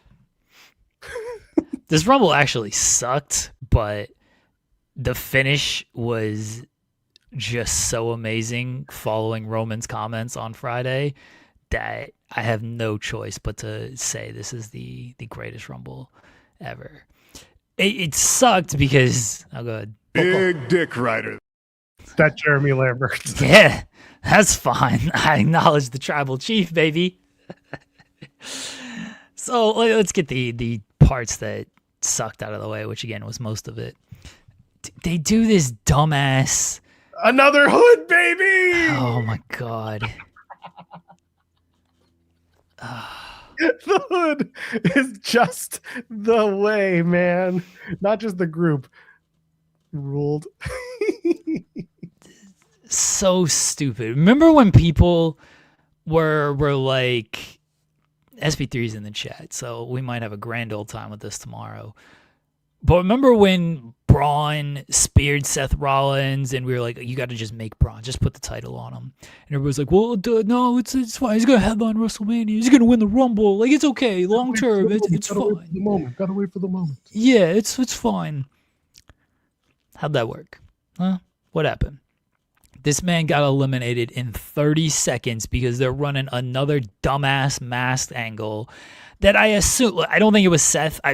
I know it wasn't Seth underneath the mask. Seth was still in America. He was doing spots on ESPN and stuff on Friday, and people were still like, I don't know, he's working. Like, no, he's not getting on a plane that quickly to show up for this thing. Taking his baby to the dance recitals, he said. He had to go to ballet. I got to take my kid to ballet tonight. I get it. You do the dad things. I do think it'll ultimately be revealed that it like was Seth, and to set up Seth and Braun at WrestleMania. I think that's what's the payoff is going to be off of this. But I just do not care. They have done nothing with Braun since that turn. Like that thing should have been a much bigger deal, and they should have capitalized immediately, and they just didn't, because of course they didn't, because we all knew they wouldn't. We all knew they wouldn't. And this goes back to the women's conversation, was like, I don't have faith that they're going to capitalize on some of this stuff, because they've given me no faith that they're going to capitalize on this stuff. And so here we go. Braun just got beat up by a masked man, and then Oba eliminated, which, hey, look, Oba had a great showing. I'm glad Oba, until Brock came in and was like, you're gone, buddy. You got to get the fuck out. Otherwise, he had a really great showing. But I don't have faith that they're going to do anything with Braun. I don't. And if it's set at WrestleMania, it makes sense. I'm not going to say like, oh, I don't know, just you're just throwing that together. No, it makes sense. It's been building. It'll be a good match. But Seth will probably win. And it's like, what the fuck are you doing with Braun again? So You're not. You're putting him on a fishing boat. Give him the NXT title. It's fine. Don't worry. So like that sucked. And then we get, again, Oba had a good showing and everything. The people just came in for the most part. No one really seemed to care. Trick got a good reaction. I was happy with that. And then he got eliminated in 6 minutes. So who could possibly care? At least, he eliminated Mr. Guana and El Grande Americano. Those are two. Which one? The Kaiser's version. Is that Taylor's version? Yeah. All right. No, he eliminated Gable's version. Sorry, he eliminated Gable's version. Yeah. Okay. Good. It's okay. At least he got some eliminations, but it's not like he had a strong performance or anything. He got eliminated by Cody, and okay, the first bit where Oba looked dominant was really good, but then there was no, after he got his initial eliminations, I don't know if he eliminated anybody else, and then he got eliminated by Brock. So it's like, oh, we're going to make you look good for 5 eliminations, but by the end, no one's really going to care because you're just going to get tossed out by Brock very quickly, and we're not going to do anything with you for the rest of the thing when the actual stars are in there. You know what I mean? All right, you eliminated Solo, eliminated Ray's a good, Rusev, Cardona, but once we get Cody and Brock and Roman and everybody in there, you're just gonna look like anybody else on the roster. So SmackDown, of course, they did the whole Braun Breaker #1 during the Axiom entrance. They did the accidental reveal, and then later on in the pre-show, they had Paul Heyman come out and be like, "Oh, you think you're funny?" And he had a stare down with Adam Pearce and did a thing. And then as they're opening the match, they do this back and forth with Cole and what's his face, Wade Barrett. It's like Paul Heyman spoiled it, and then you've got Wade Barrett being like, "No, Adam Pearce spoiled it," and then you got the fans at home being like, "No, the SmackDown graphics team spoiled it." That was the way it was. And yeah, they did the hood thing, and I love that people were like, "Oh, was Adam Pearce under the hood?" And I was like, "Yes, it could have very well been Adam Pearce under the hood on Saturday, but it's probably going to be Chris Jericho on Monday." I don't know, but we'll get to all that. But it wasn't a very inspired event, the men's Royal Rumble. And I'm looking at the eliminations, and yes, they put over Obafemi. He had 5 eliminations. You know who else also had 5 eliminations? Tribal Chief. the guy who won. That's right. Yeah. So it's just my favorite that it's like they're gonna give Obafemi all this big shine. He's gonna have all these eliminations. It's like he had the same amount as the guy who won. And I hope that they can parlay that into some sort of showdown, which they won't because no one's gonna go that far and do Obafemi. And look who Oba eliminated. Like he didn't. Know. Braun Breaker was his biggest elimination, but he doesn't even get credit for that because they did the mask thing. So it's like, oh, you only eliminated him because he got attacked beforehand. Anyway, like it's not like I guess Solo's like fine. Rusev he ain't been on television for months and then just got dorked out. Cardona, they don't really see anything in. And Ray's a legend in our minds, but they treat him how they treat him. So the Oba eliminations, like it's all window dressing eliminations. So it's like he eliminated 5 people, including a WWE Hall of Famer. And it's like, yeah, but when you look at the totality of the match, it really doesn't mean anything. No, it doesn't. Roman coming in after Jay and running it back and doing Roman run it back just to punch his cousin in the face. That ruled. That was fantastic. Oh, man. Once again, with the double Grandes Americano, one of them should have been Chris Jericho. Maybe it was. You'll never know. They're wearing masks. I'm glad Gable's like back and healthy and everything. They're going to keep doing this. They just do a mask versus mask match at WrestleMania. Like they might not even do it at WrestleMania. They might do it at like Rey de Reyes. Yeah, that's true. That's possible there. But we'll see. Gunther was number 30 in the match. He also eliminated Randy Orton. So people have pointed out that is another career legend conversation. Although Randy, of course, nowhere near done himself. But maybe that's a down the block thing that could happen. But let's talk about the Roman stuff. Well, hold on. Wait, you're skipping over so much here, Joel. Oh no. Oh well, I guess we can talk about Royce. Yeah, come on now. Like there's still stuff to actually talk about. Who did he ever beat, huh? So they show the Powerhouse Hobbs thing, and then it turns into Royce Keys, and unfortunately, he didn't get much of a reaction. And then they didn't like treat him a real big deal. He eliminated Priest, which is like a fine elimination because they do like Priest and he's seen as he's a former champion and everything.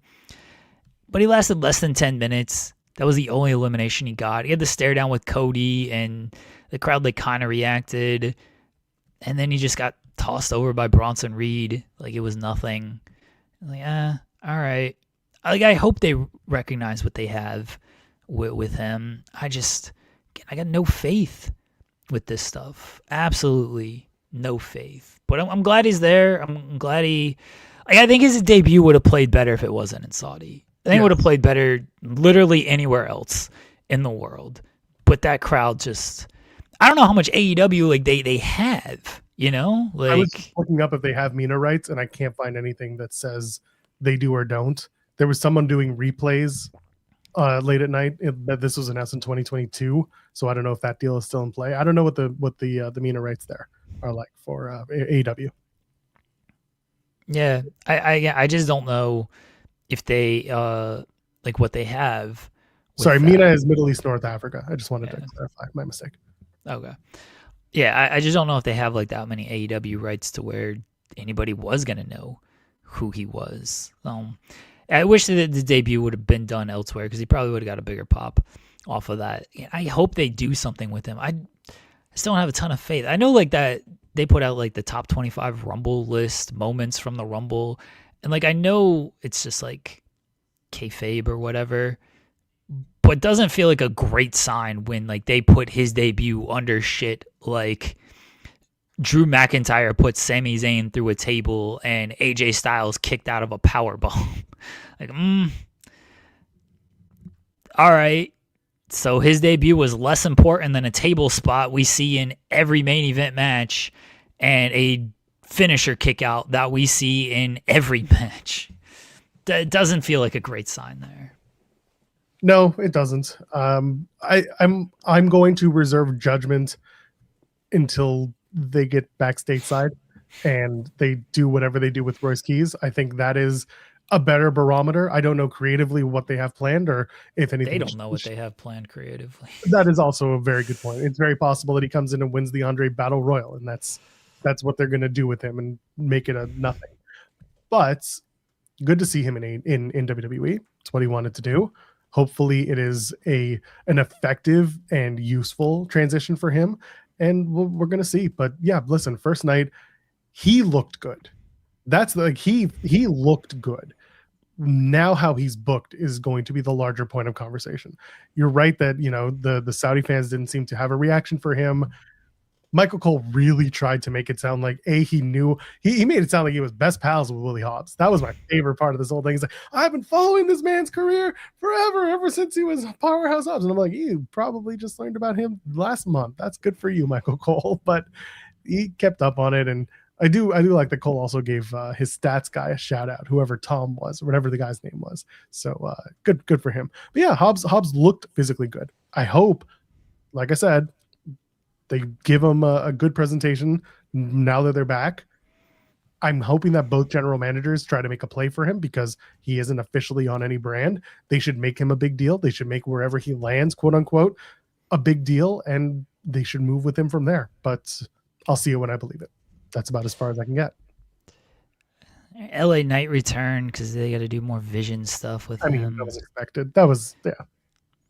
The Brock stuff was so weird. I think he just had a payday and a date, and they said, come in and just do it. And he made other people look like assholes. So here we are. It was just weird, and like, all right, fine, you have him for this date and do it, but like, set something up and do something. Like, this set up nothing. I mean, maybe Brock and Oba, because like they teased and then they got pulled apart, and then they teased and they actually did something, but they just tossed Oba. Like, Oba eliminating Brock could have been something, but Brock just eliminating Oba is just like, okay, this dude's a dork, and Brock just tossed him out like it was nothing. And then he gets eliminated during Jay's entrance by Cody and LA Knight.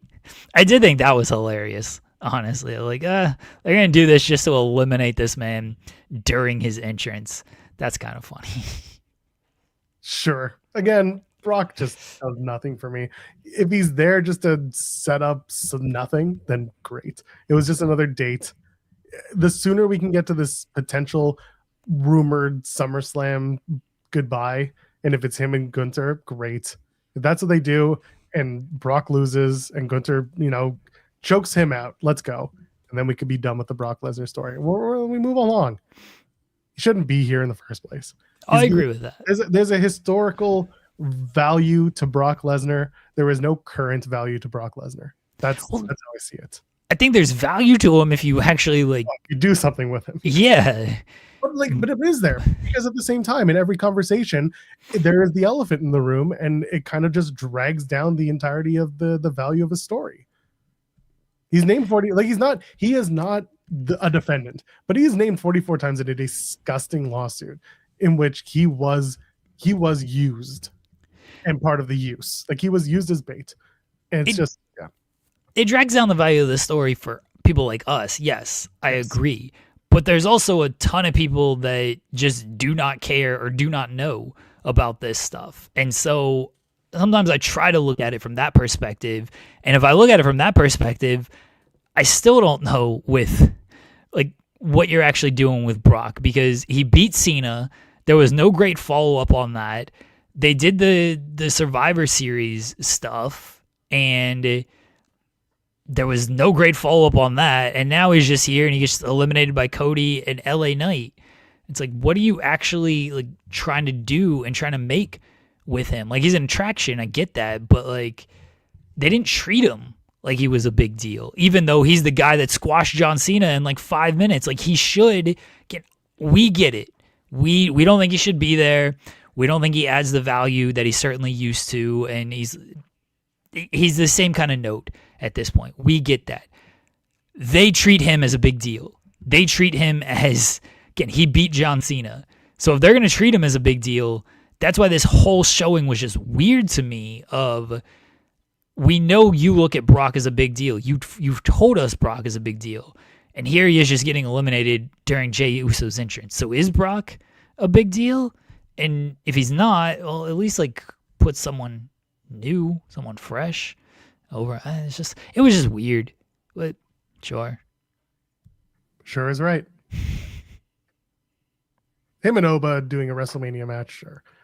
But he's got to lose, and then he's got to be damaged goods, and Gunter's got to be like, I'm going to put you out to pasture. But that's also like, again, that's just jumping from spot to spot because you've got Mania is still April, and then you've got the SummerSlam. And he's not showing up until April, He's so not, but I'm saying like you gotta get there somehow, and I don't know what the beats are if you do it. So you don't. I mean, it's Brock. He's not showing up that much anyway. Like it, literally.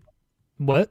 Have Paul speak for him. It'll be the usual. Yeah, exactly. So it's literally you get there at Mania because Heyman says some words and Oba confronts Heyman, and then there you go. There's the Brock match, and then he should lose to Oba. He might not lose to Oba, and then you just do the same build with the SummerSlam and Gunther. But Heyman does the speaking, and Brock shows up when he shows up. Like it's not difficult to get there because he just ain't gonna show up that often, and it's not like they hot shot these things. If anything, they drag shit out too long because Drew McIntyre and Cody Rhodes have been feuding since August, and it must continue for some reason. Never ends. It's just like MLW. It never stops. That's the world of MLW. That's true. That's a different world. But go watch the Battle Riot on Thursday. Can we move along? Are we done with? I got to talk about every single entrance and every single elimination. Javon Evans lasted longer than anyone and did absolutely nothing in the process. No eliminations. Lasted 40 minutes just to get tossed the FO. I hate. Like the RKO looked cool, but Javon's going for the cutter and he turns into it. Stop that. They had to make good after the last time they faced off. Yeah, but he didn't do like the triple spin going into it. He just did the one spin. They kept it simple. Like it makes sense. The spin made sense because that's a move he hits on somebody like when they're down and he lands it as a splash. Him going for the OG cutter doesn't make any sense because you land on your back. Stop turning a cutter into a cutter. It should be a neck breaker. I forget who did it before. I think it was actually like Javon and Leon when he went for it, and Leon turned it into a neck breaker. I was like, yes, good. But of course, you can't do that with Randy. It's got to be a cutter into a cutter. I hate that shit. You need to watch the TNA from this past week when they did the BDE and Nick Nemeth. Oh, I did see that. Yeah, and Nemeth turned it into the knick-knack paddywhack. Yeah, that was good. That was good. That's what I'm saying. Like, that was I was being serious. They turned that into a good spot. Yeah. No, they did. I did see that. So yeah. I think. By the way, I think Brock either shows up on March 23rd or March 30th. Those are TD Garden and Madison Square Garden Raw. Most likely the 30th. Yeah, he'll probably be at the MSG show. That makes sense. Yeah, he'll probably do that. And then Mania is 3 weeks later, so that'll be that. Actually, it's 3 weeks later. So that's more than likely when you'll see him next is at March 30th. Anyway, is there anyone else from the Rumble you want to spot out? Mr. Iguana, La Parka, sure. The Miz. No one cared. Yeah. Nobody cared. All right, let's talk about the tribal chief out here. To be completely honest and transparent, 2 years ago, it all changed around. What I've been doing hasn't exactly been what I've done before. The way I look at it is I'm a generous tribal chief. I've given the people plenty of time. These young talents saying we hog all the TV time will complain about one thing, and then I leave an opening to give them plenty of space to create whatever type of superstardom they want. Get over, kids. Get over. We're 2 years here now, and we haven't advanced or evolved. We have great leadership in Nick Khan. God bless. What a businessman. He's a genius. But we have to be able to keep up with that creatively. That's why people like me, people striving to be the very best, the GOATs, can't just sit here and see mediocrity. Not when I set it up for everyone to slam it home. We're on Netflix. You have to capitalize. We have people playing around and trying to figure it out. I got the formula. I know how to cook it up. And then he entered the Royal Rumble and won. Once to the sky. Roman Reigns was on Pat McAfee, and that's what he said Friday afternoon during SmackDown, by the way. Yeah. As SmackDown was airing internationally, you got this man on Pat McAfee. And he shows up in the Rumble, and he is the winner, baby. That's just fantastic. People are saying Roman Reigns returns as a heel. Roman Reigns was never a babyface. Stop it. Stop trying to tell people that Roman Reigns was ever a babyface. He showed up. He did things for his family the whole way through, and he never did things properly. He was always a heel. He's never been a babyface. He's not going to be a babyface this time at WrestleMania when he picks CM Punk at the Elimination Chamber event, and that's going to be it. And it's going to be The Rock picks CM Punk. And it's going to be that. If you want to turn, there's your turn. Rock picks CM Punk. He's going to be in the Rock's going to be in CM Punk's corner as he faces Roman Reigns for the world title. There's your match. Just to lead to Saudi Mania, Rock and Roman.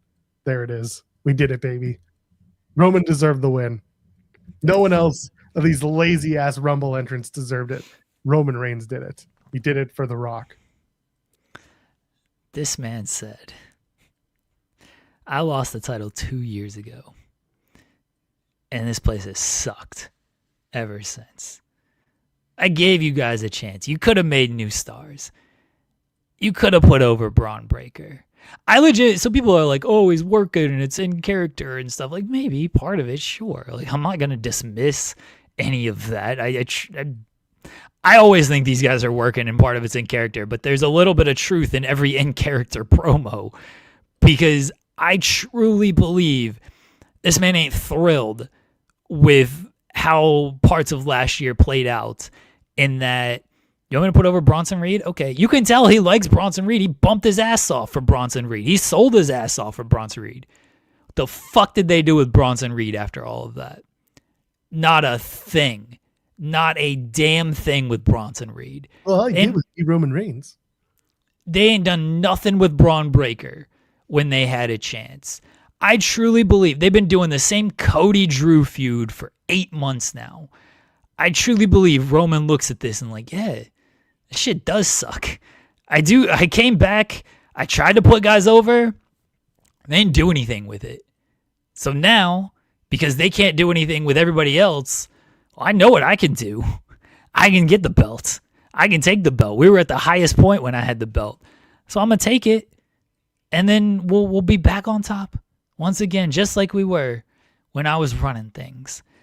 Oh, yeah, maybe he was working. I think there was some truth in what he was working, though. Hilarious. This man rules so much. He's like, yeah, Nick Khan's great. We're doing great business. The creative fucking sucks, though. You seen this bullshit we've been doing out here? And then Triple H proves his damn point with the Masked Man 2 seconds into the Rumble. He's like, well, Roman, I got this great idea. How about we do a Masked Man? Didn't we just do this at Survivor Series? Didn't we just do the Masked? Yeah, but this is different. Isn't that how we introduced my family? Isn't that how we introduced Solo? What's he doing now? I truly believe Roman thinks this stuff sucks, and he's like, they ain't gonna do anything. Like, so people, I tweeted this, and this ruled. I didn't know that like this was gonna be a thing. I thought I was like I was being stupid. It's always gonna be a thing. Yeah, I am. Well, I'm always being stupid, you know. But people are like, well, how does Roman winning make new stars? Like, that's his whole point. It's legitimately what he is saying. Is he said, I gave y'all 2 years to make new stars. I've basically stepped away for 2 years. And he's wrestled, like 6 matches over the last 2 years? And I know people get mad every time he comes back, and it's like, oh, well, he's taking one of the main event spots and everything. He wrestles, again, 6 times. You have 8 months out of the year to figure this out and build up new people to put him against. And they don't. They haven't. It's been the same people. And when they have put someone new against them, they've not capitalized any of it. They gave him Bronson Reed. They gave him Braun Breaker. That was good. People were like, oh, this is good stuff. You're elevating Bronson Reed. You're elevating Braun Breaker. And then what happened? Bronson Reed was just a dude in the Rumble. Braun Breaker had to do dumb masked bullshit and got tossed out in 10 seconds. So yeah, Roman looks at this and is like, I gave y'all 2 years to actually elevate somebody. And you didn't. You put no one new over. Cody's in the same spot. Drew is the champion doing the same feud with Cody. You won't pull the trigger on Jacob. CM Punk's old ass is in the top spot instead of a new guy. Seth is always in a top spot and always hurt. You ain't done nothing to build anybody new. I gave you a chance. Now you know what? Your chance is over. I'm here to reclaim. I'm here to take this shit back. Everybody else, OTC won. He's back at the head of the table. QB won. Great to be alive. Dude who tweets all the time. Y'all step back. Y'all step back. The tribal chief is back. So find Jeremy's tweet. Look at the quote tweets and just have. I haven't read a single one of those fucking things. Roman Reigns fans are not real. He, quote, gave them 2 years, end quote. What's that supposed to mean, dude? Political wrestlers are the worst. Some of these are just fantastic. And you gotta go in. Don't go to defend. Just go to laugh because it's just perfect. And my only response was like, I love it when Jeremy goes just far past the deep end that the PFPs get angry. I did it wasn't even like a funny tweet or anything. It was like, I was literally repeating what he said. This is his whole point. That was his whole point on McAfee when he said this. Is he said, I gave y'all 2 years to get new stars. Y'all got no new stars. All right, time for me to just be back at the head of the table. Y'all fucked up, so I'm back. It rules. It's so funny. And when he did that thing on McAfee, I was like, oh yeah, no, Roman's winning this Rumble and it's going to be great. When he won, I was so excited. I was like, oh yeah. Here we go. He came in, he was swinging, and he said, Paul, we got different plans here, buddy. Whatever you thought you were going to do, we ain't doing that bullshit. You put that dick on ice. Put that dick on ice, big dog, because mine's back. Love this, man. People are going to complain, be like, oh, he's going to get the title, and he's not going to defend it ever, and he's going to be off television. Yeah, good. What's this CM Punk reign been? What was everyone complained about the Cody reign? Well, no, the CM Punk reign is, doesn't it feel great to be alive? At which point, no, it does not, CM Punk. Nowhere do you live does it feel great to be alive right now. So leave it alone. Ken Bruno sent a super chat saying, who cares about when it started? They set off $2 million worth of fireworks at like 1:30 a.m. to 2:30 a.m. Saudi time. Absolutely bonkers. That's it. I'm telling you, man, the prince was tired. He was sleepy and said, wrap it up. And that was it. People get mad of like, oh, Roman's never there and he never defends the title and everything. Yeah, because they don't know how to book active champions well enough. So it's probably for the best that, hey, look, this is not a Roman flaw. This is a booking flaw. It'd be nice if they could actually, do better title defenses. But what has this Punk title reign been? Okay, he faced Finn. Undeserving ass Finn, who ain't won a singles match in like 2 years and couldn't get in the Rumble because La Parka had to get a spot for some reason. Braun, good match. Braun should have won. They dropped the ball on that. AJ, they did a DQ finish. He ain't done much with the title. Drew McIntyre hasn't held it long enough. I'm not gonna like fully knock Drew McIntyre, but they did the Sammy match. All right, they had him face the dude he's been facing for years. Cody, everyone complained about Cody's reign, and again, this isn't fully his fault. But look who he faced Solo Sikoa like 13 different times during his reign. That was his whole damn reign, Solo Sikoa. And he had like 2 matches against AJ. It was just rematch central for Cody. Again, this is not, I don't put this on the performers. I don't. But they don't know how to book active champions. All they do is give you the same match month after month. And you're like, oh, well, Roman doesn't defend the title all that much. Oh, Cody's on the shows all the time, but it's not like he's defending the title every week. He's got the same amount of title defenses as Roman does for the year. Like, Roman, at least when he shows up, because he's not on the show every single time, it feels like a big deal. Because they don't know how to write these guys as week to week and keep them relevant and keep them interesting on a week-to-week basis. And Roman has that figured out. This is why this man, I've been saying this for years. There's a short of this from years ago. Does the least amount of work, gets the most amount of money. That's how you fucking do it, folks. That's pro wrestling in a nutshell. It's fake. Sorry to say that. But it's not real. So if you can do the least amount of work out there and get the most amount of money, that's why Roman Reigns is the greatest worker of all time. But Roman knows that they can't write interesting television on a week-to-week basis. And that's why he's like, yeah, I'll show up every 3 weeks. And then I'll be interesting every time I'm on screen.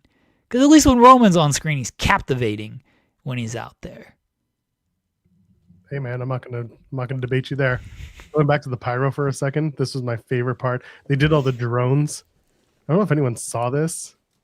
See what's underneath that title belt? The women's champion? This is WWE Women's Champion.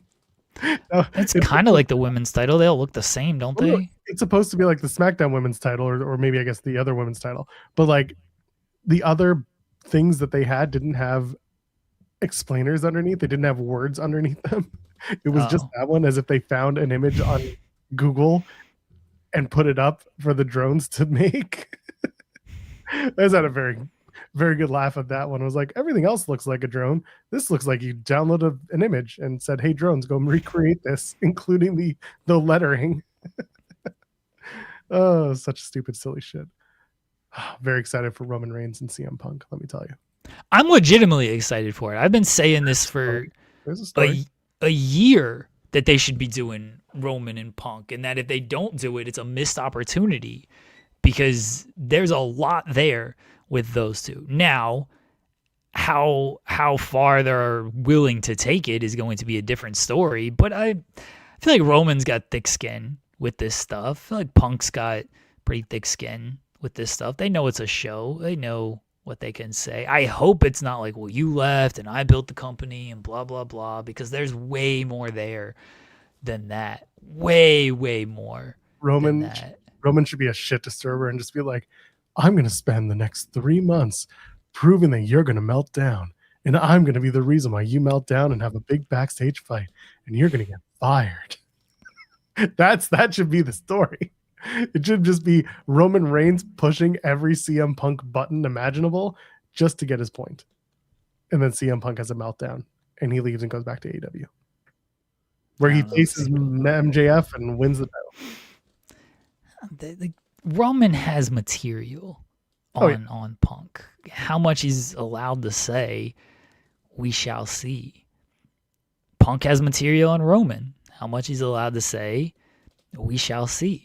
I've been here every week building this company, and where have you been? You've been back in Florida. We're going to be like, yeah, we get it. You're here, Punk.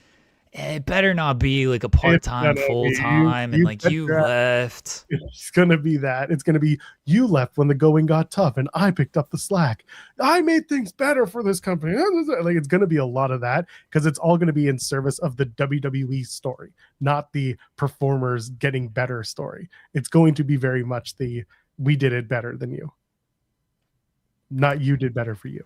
Yeah, like that's my fear, obviously. Like that's as it is just gonna be bare bones stuff that we kind of got with Rollins. Like I don't need a rehash of the Rollins and Drew stuff because they felt a little similar with the complaints and everything. Now there was still some good promos in there, but like Roman has been talking about for 2 years, it went way too long with both of them, and they just kept going and kept going.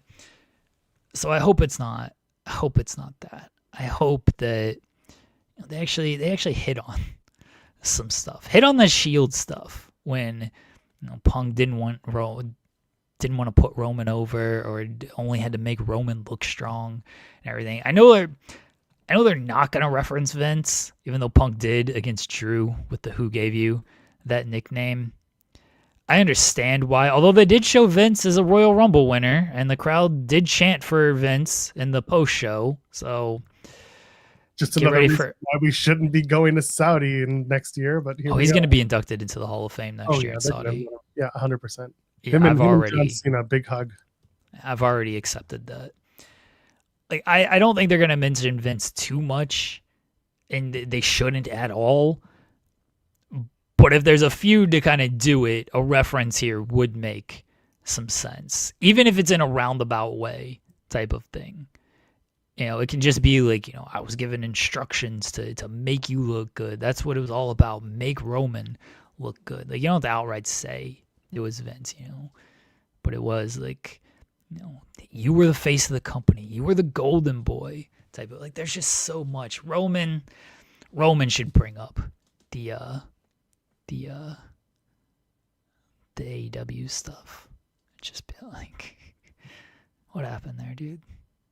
What'd you do in that piss and company? You wanna come back and you talk about voice of the voiceless and, you know, being counterculture, and then you had a chance, and what'd you do? You came running back here because of Real Glass. Because 90210 pissed you off. He'll say Beverly Hills.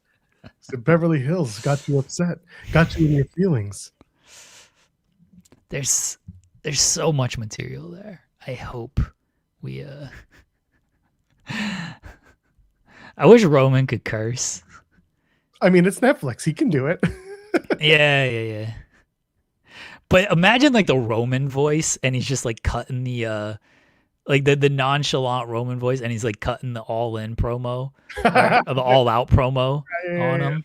Like, Yeah.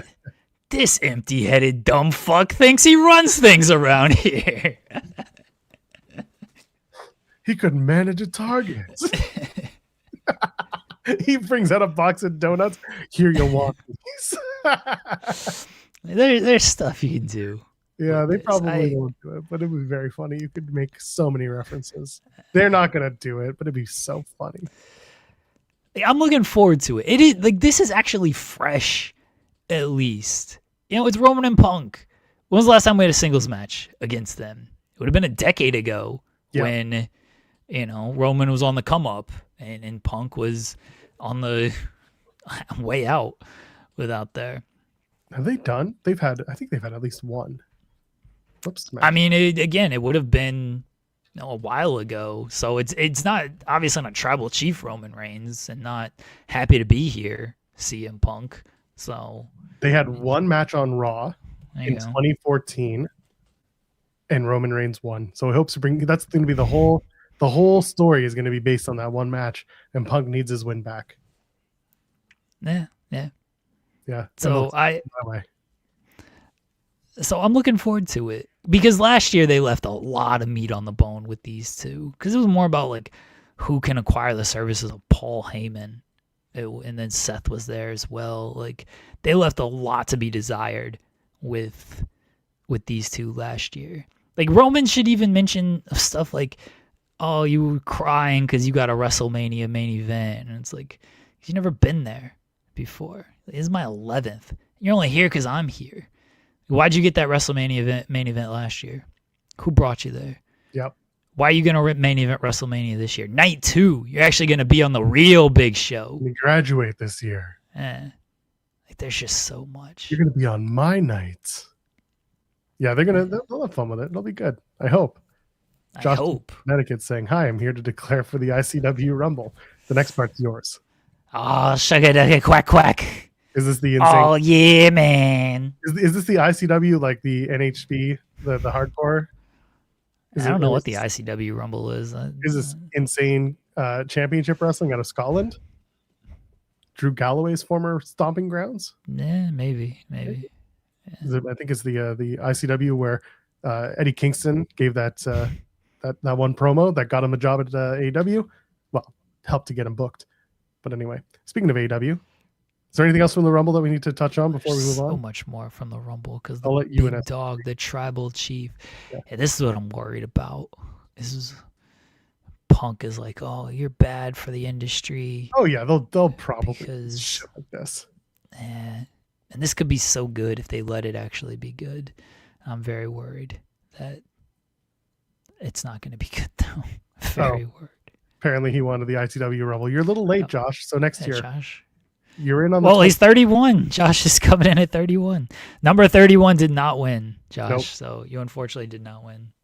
Sorry, maybe next year when Rock shows up and blows it all up again. God, I'm so excited for the Rock.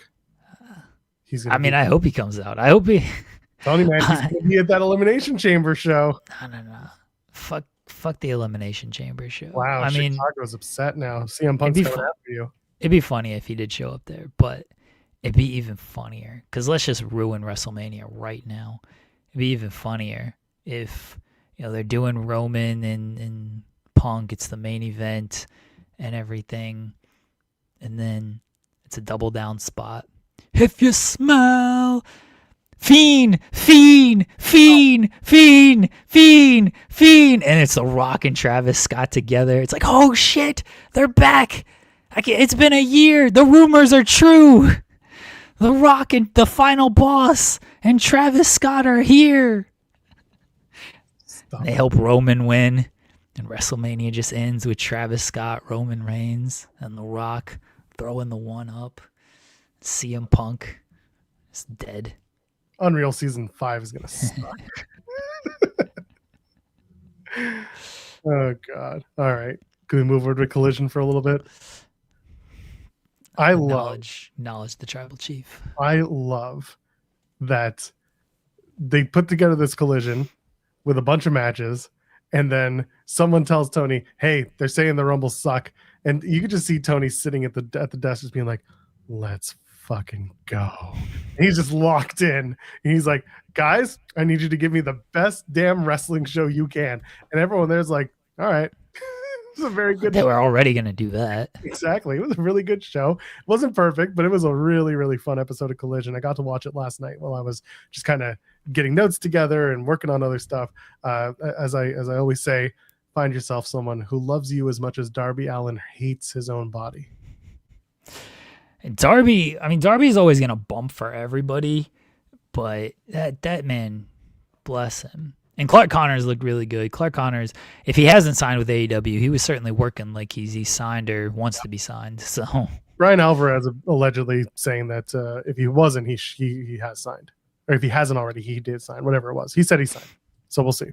Okay. Yeah. I mean, it makes sense. Yeah, he was definitely working like he did. I don't need more Darby and Gabe Kidd stuff. I don't know. It still just feels like it's too much Darby and Death Riders because Gabe Kidd he's Death Rider in AEW. But he said he's not. He said, I'm not here as Death Rider, which was my favorite because like I wrote in my notes like Gabe Kidd returning to remind us that Death Riders Japan is still a thing. Yeah. I don't need more of that. I don't know what they're going to do with it. I mean, I assume another match. The World's End match was good. I don't know if they have another plan to do something hardcore in mind, but of course they do. Well, I just don't know what that hardcore stipulation would be, is what I'm saying. Just call it a damn street fight and let them just beat the shit out of each other like they're going to do anyway. Fine, do it a Revolution. Yeah, you probably. I don't need this thing. Go down under. Let's go. Yeah, I'd rather just Australia. I don't need this extending to Revolution. I just don't like. I don't know where Gabe makes his residence. I don't know where Gabe lives. It doesn't matter. Well, no, just like in terms of the flight. That's why I'm like, would they do Australia if he's coming from this place versus that place? Like, I just don't know what the travel situation would be like for Gabe. That's all. It's literally a logistical question. Okay. I would like. I'd rather that be in Australia. I just don't need that to be extended for another month and a half. Yeah, I get it. Just get it out of the way. By the way, if he lives in Japan, then that's an easy flight, right? If he lives in America, just travel with the rest of the AEW team. So yeah, but it's just an easier flight if he's in Japan because he's already close by. So that's my feeling. Again, talking in logistics. I'm like, I'd rather do that from Japan, having been back for a week or two, than the alternative flying 16 hours. I just don't think it matters that much. Yeah, that's fine. Someone's like, give me his address so I can have it. I don't have his address. I'm sorry.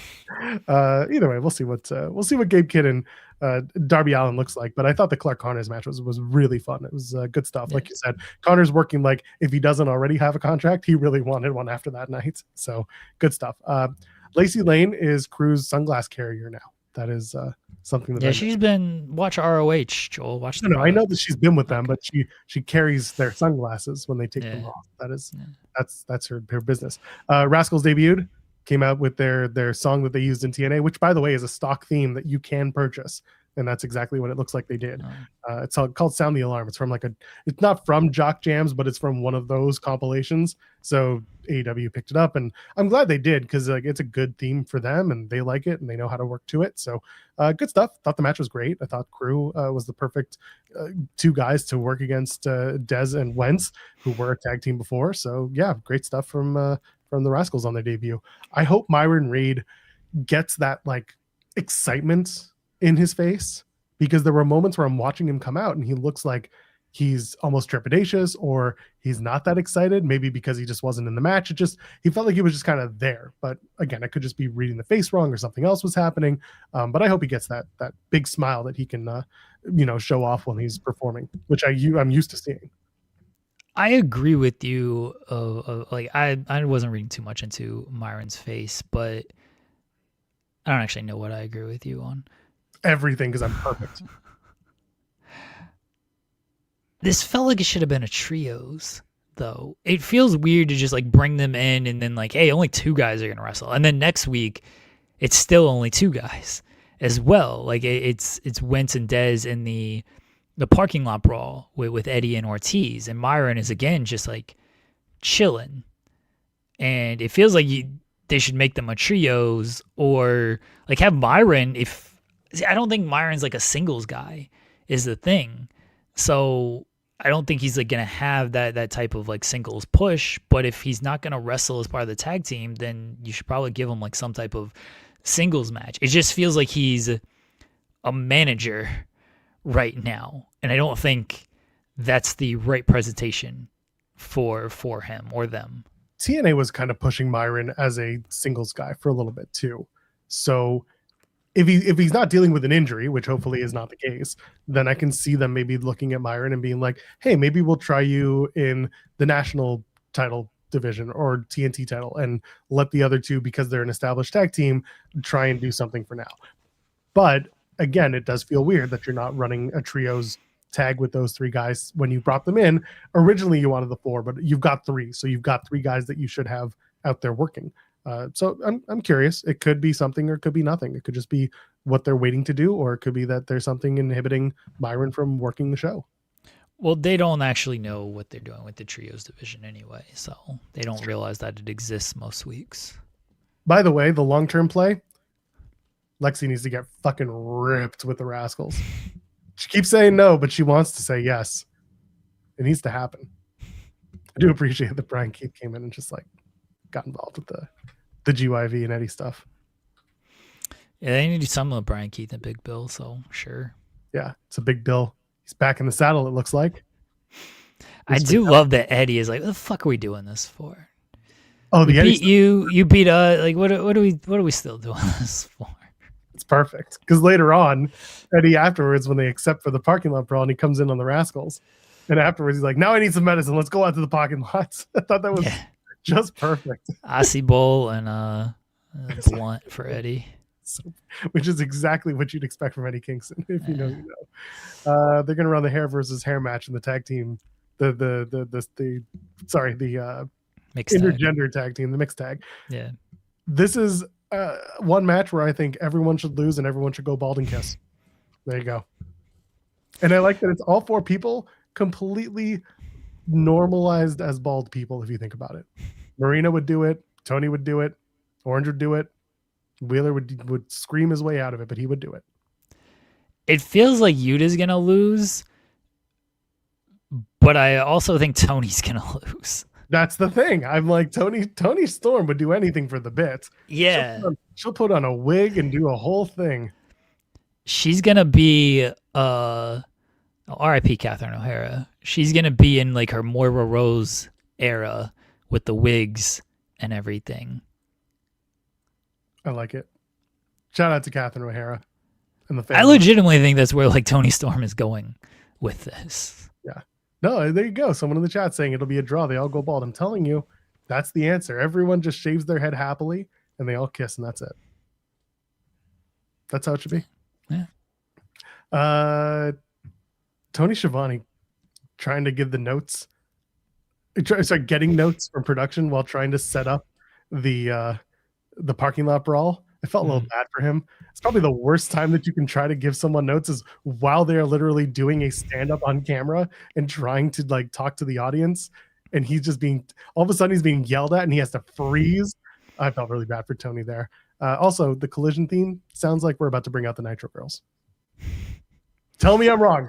Go and listen to it and tell me you don't think they're about to bring out the Nitro Girls. It just sounds that way. And Zach Gibson is apparently from Boston because he says, "See you in the parking lots." Listen to his accent. I'm telling you. Okay. They're very similar people. Obviously, the Ciampa and Briscoe match was fantastic. A lot of fun. One spot I really actually thought was better than expected was the table spot. Ciampa gets up, and instead of going to meet Briscoe at the pass, Briscoe's just like, nah, forget this, and does this huge elbow drop from the top and drags Ciampa over onto the table with him with his momentum. That looked really good, and it looked like it sucked to take. But I really enjoyed that. Those little spots are great. The match itself was just really, really well plotted out, really well done.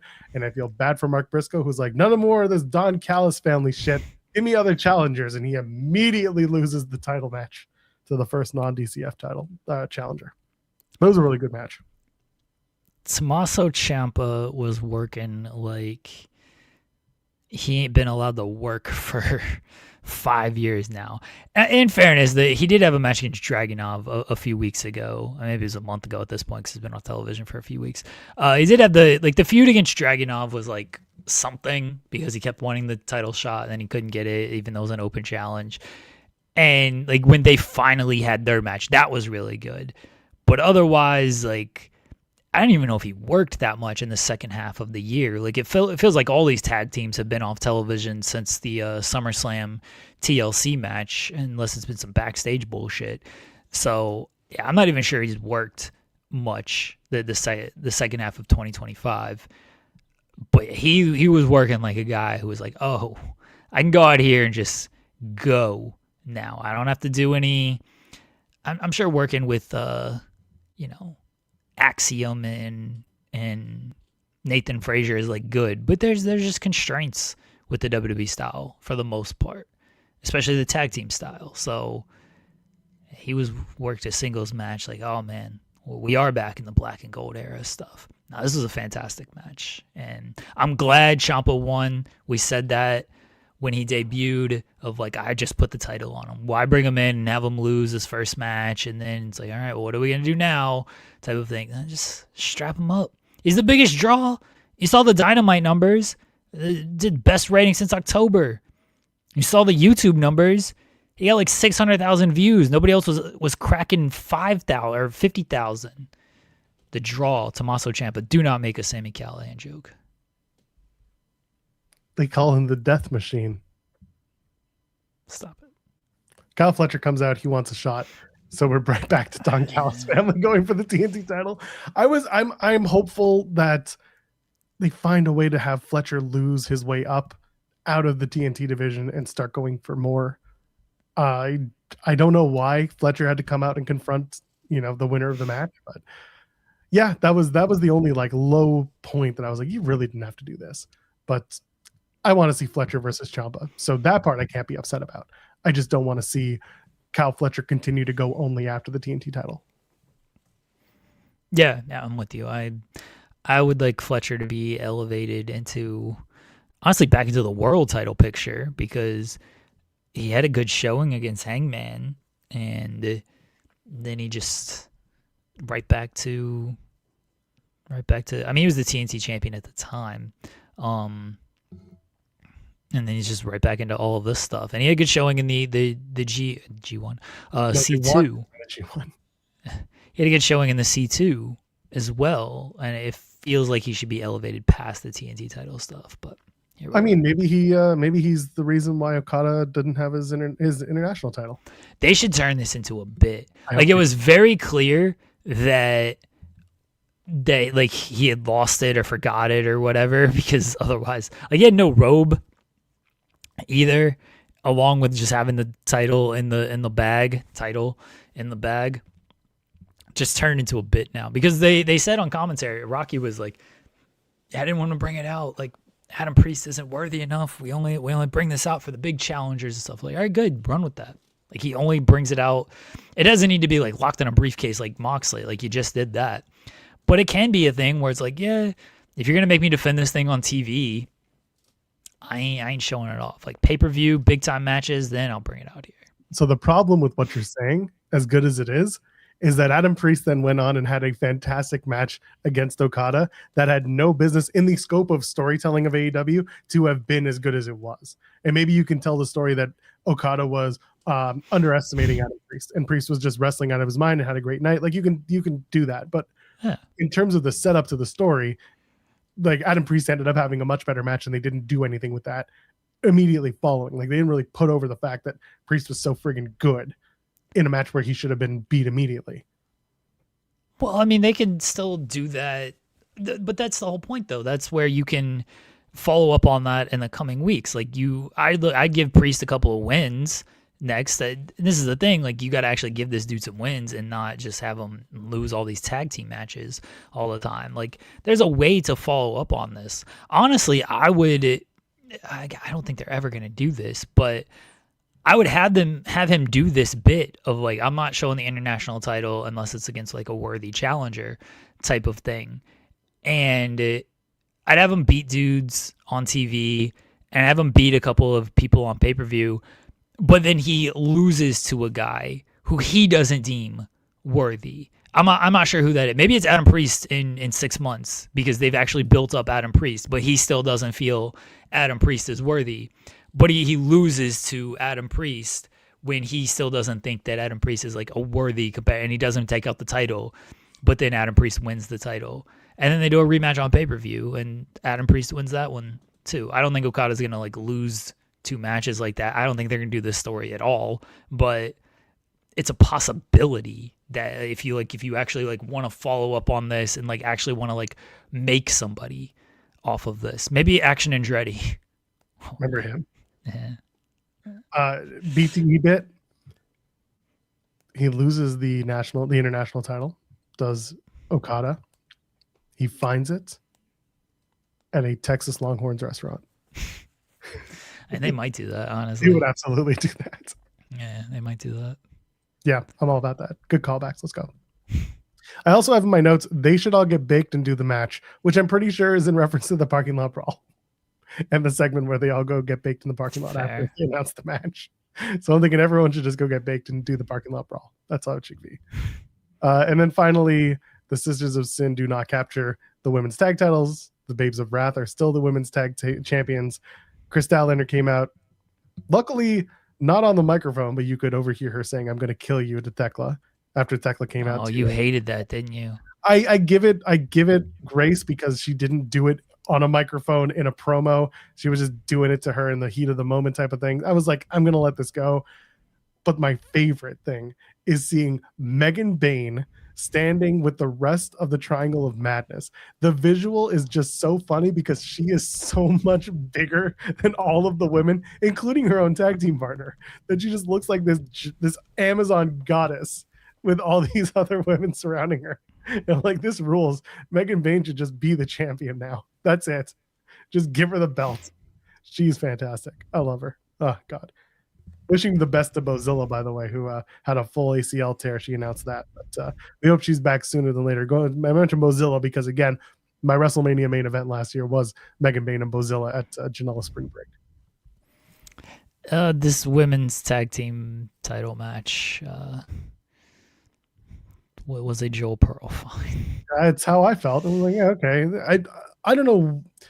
The setup, I know you guys probably talked about it last week. The setup was just strange because it was the baby faces telling the heels, don't get involved and you'll get a title shot. And the heels being like, okay, we won't get involved. And then they don't get involved, they get the title shot. So like, just from a positioning standpoint, it felt a little awkward to get here because you could have just done the tag title match by giving the Sisters of Sin a win or 2 or 3, maybe bring in the Hex, do something.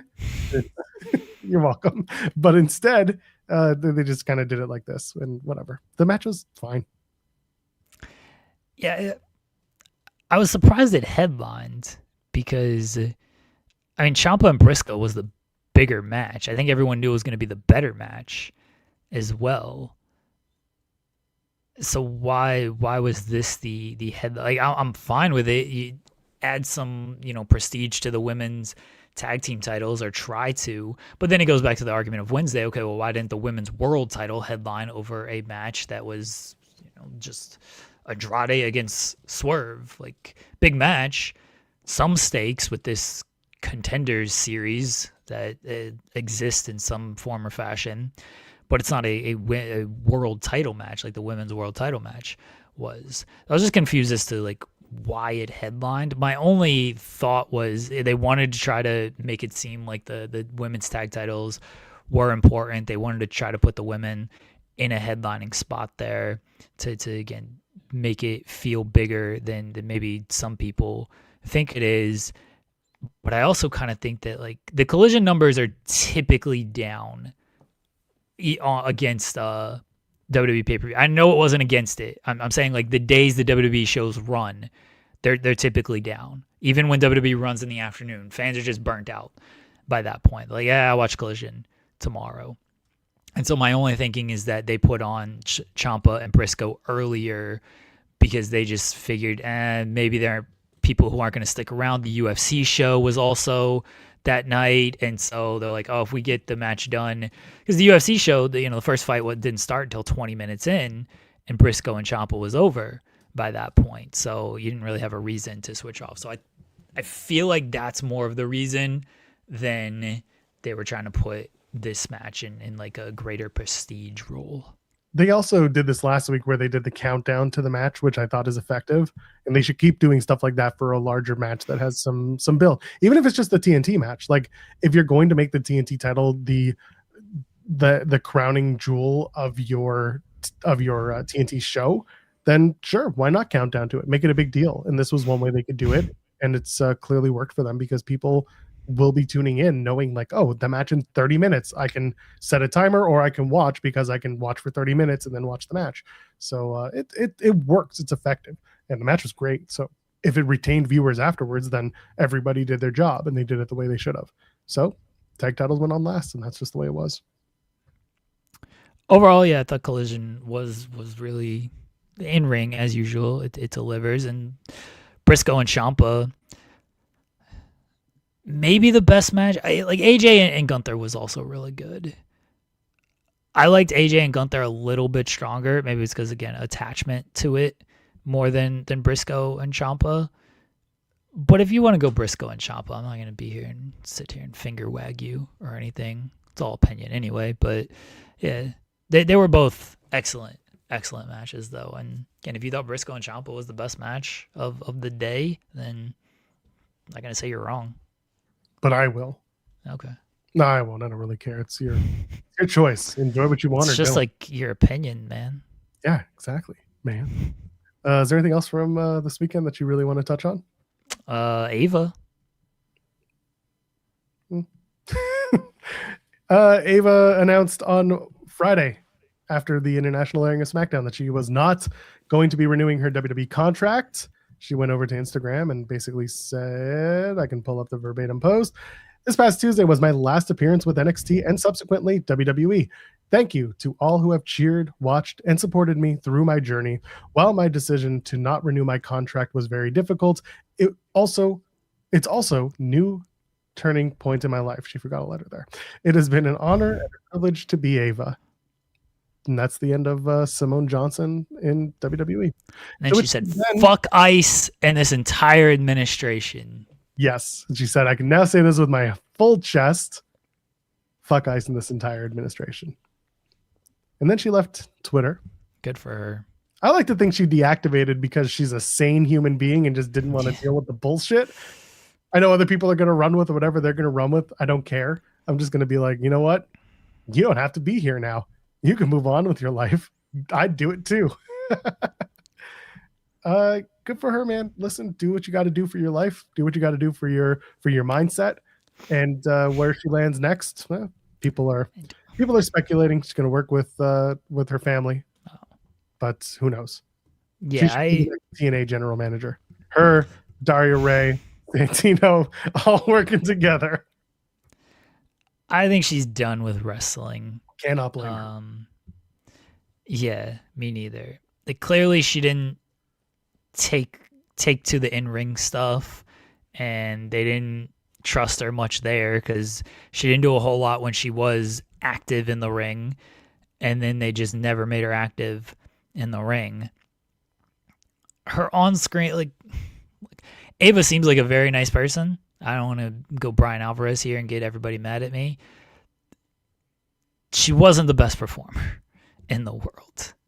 I don't think it's fully her fault because I don't think like it did feel she's the Rock's daughter, and that comes with a lot of expectations, unfair expectations. Like you're the daughter of the greatest sports entertainer of all time, like the most charismatic sports entertainer of all time.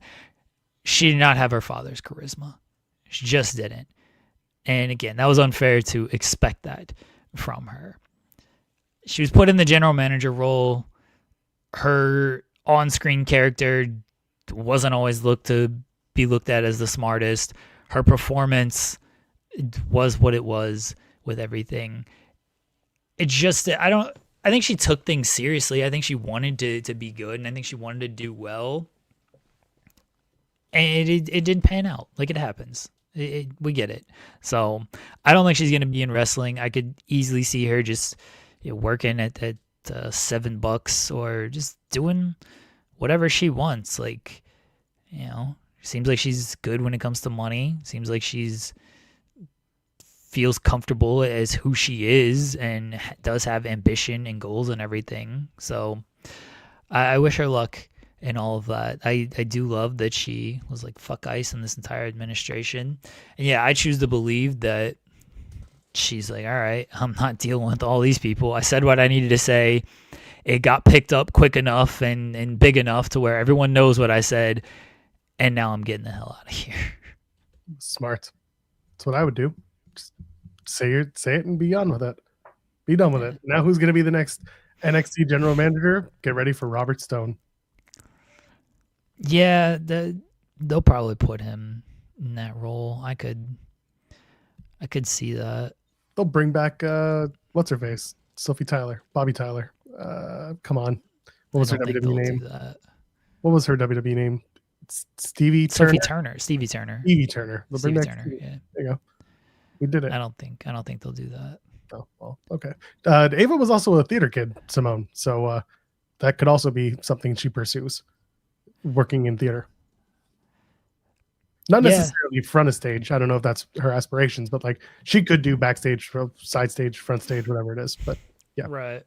Yeah, that's possible as well. Yeah, I have no idea what she wants to do, but whatever she wants to do, I wish her happiness on things. I do wonder what this means for the Rock and WWE relationship, if anything. Still feels like The Rock can just come in whenever he wants. And I don't think it really does much. I just don't. I don't see them as like super tight. That's just me.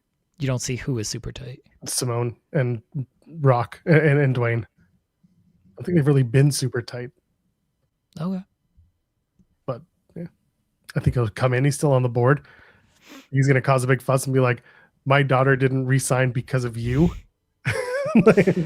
Yeah, I hope that's honestly where he's at with this. He's like, all right, I got to come around here. You got Roman pissed off. You've run off my daughter. Got to come in here and get all you people in line. That's what we need.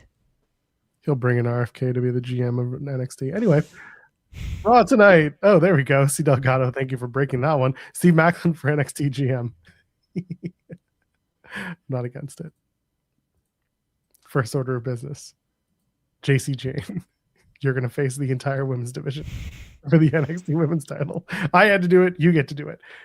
Anyway, Raw tonight from the Xfinity Mobile Arena in Philadelphia, Pennsylvania on Netflix, in which we have a street fight for the women's world title. Stephanie Vaquer, Raquel Rodriguez. Where is the street fight, Jeremy? On Raw, you already said that. Right. Sorry. I sometimes forget. That's it. That's all they've announced. Becky's not going to be there. She says. I mean, yeah, she could still show up. The fact that like AJ wasn't in the Rumble, very hilarious. I mean, so I know that everyone was like, "Oh, it's gonna happen," and I'm like, I don't think AJ wants to go to Saudi Arabia either. What's she gonna do? Wear a full pair of jeans? Like, come on. Yeah, that's fair. I don't think she was running to go. I was surprised that Punk went because he wasn't on the card. He wasn't going to be on SmackDown. Like, oh yeah, he's on the pre-show panel. I'm like, why? They're like, it's part of your contract, dude. You're the champion. You got to show up here. I guess Punk wanted to be good corporate boy, but Jesus Christ, I just laughed and I was like, why is he here? He doesn't want to be here. His wife doesn't want to be here. She's not showing up. What are we doing? Maybe she went. I don't know. But regardless, she was not in the Rumble. And you got plenty of time to build to this, Becky and it's been building. I mean, it's been building since September. I mean, specifically for the Intercontinental Championship, which they'll get to it. Like, they got to do the Natty thing first, where Natty, looks so good, but loses in the end, because that's what we're looking at here, I guess. Oh, Becky and Natty is... Get ready for it, baby. You're going to see it. I appreciate that Becky wants to be selfless and try to put people over. To Roman's point, I don't feel like they're getting the right people in these spots. Maxine's improved and everything, but they're just... You're only going to be able to do so much with somebody who's been wrestling and taking it serious for a year, and has been portrayed as a manager the entire time. You're not going to get far with that person. And then Natty, and you're only going to get so far as with someone who has been portrayed as it's kind of a mid-card person the entire time and kind of a joke. And I know it's it's Natty now and it's low-key legend and all serious and everything, but we know who Natty is, no one looks at her and is like, oh, okay, this is gonna be the rebirth of Natalya. We're gonna start. She's gonna be one of our top stars here. Nah, probably not. Becky tried with Lyra. Lyra was a good attempt to try, and they just didn't do much with it. So, and here Becky should be Becky Hogan. Just Well, without the racism. Well, yeah. Becky Reigns then? Sure. Becky Zane? This stuff sucks. She should cut that one. Burying all you people. Anyway, is there anything else left from this weekend that we need to touch on? AAA? We're back tomorrow. Back on our sister channel, Life Overbooked, where we normally run this show 5 days a week. You can go and subscribe to that channel and leave a thumbs up on this video. Jeremy, anything to plug before we get on out of here? CMLL?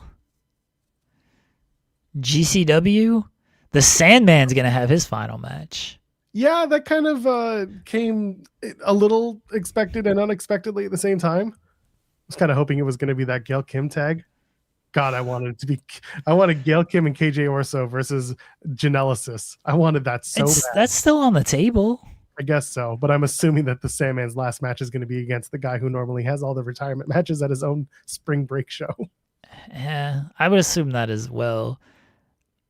It was very funny. I was telling my wife about it. I was like, "Oh, the Sandman's having his last match," and she's just like, "Is it against Janela?" I was like, "Yeah, probably." Yeah, probably.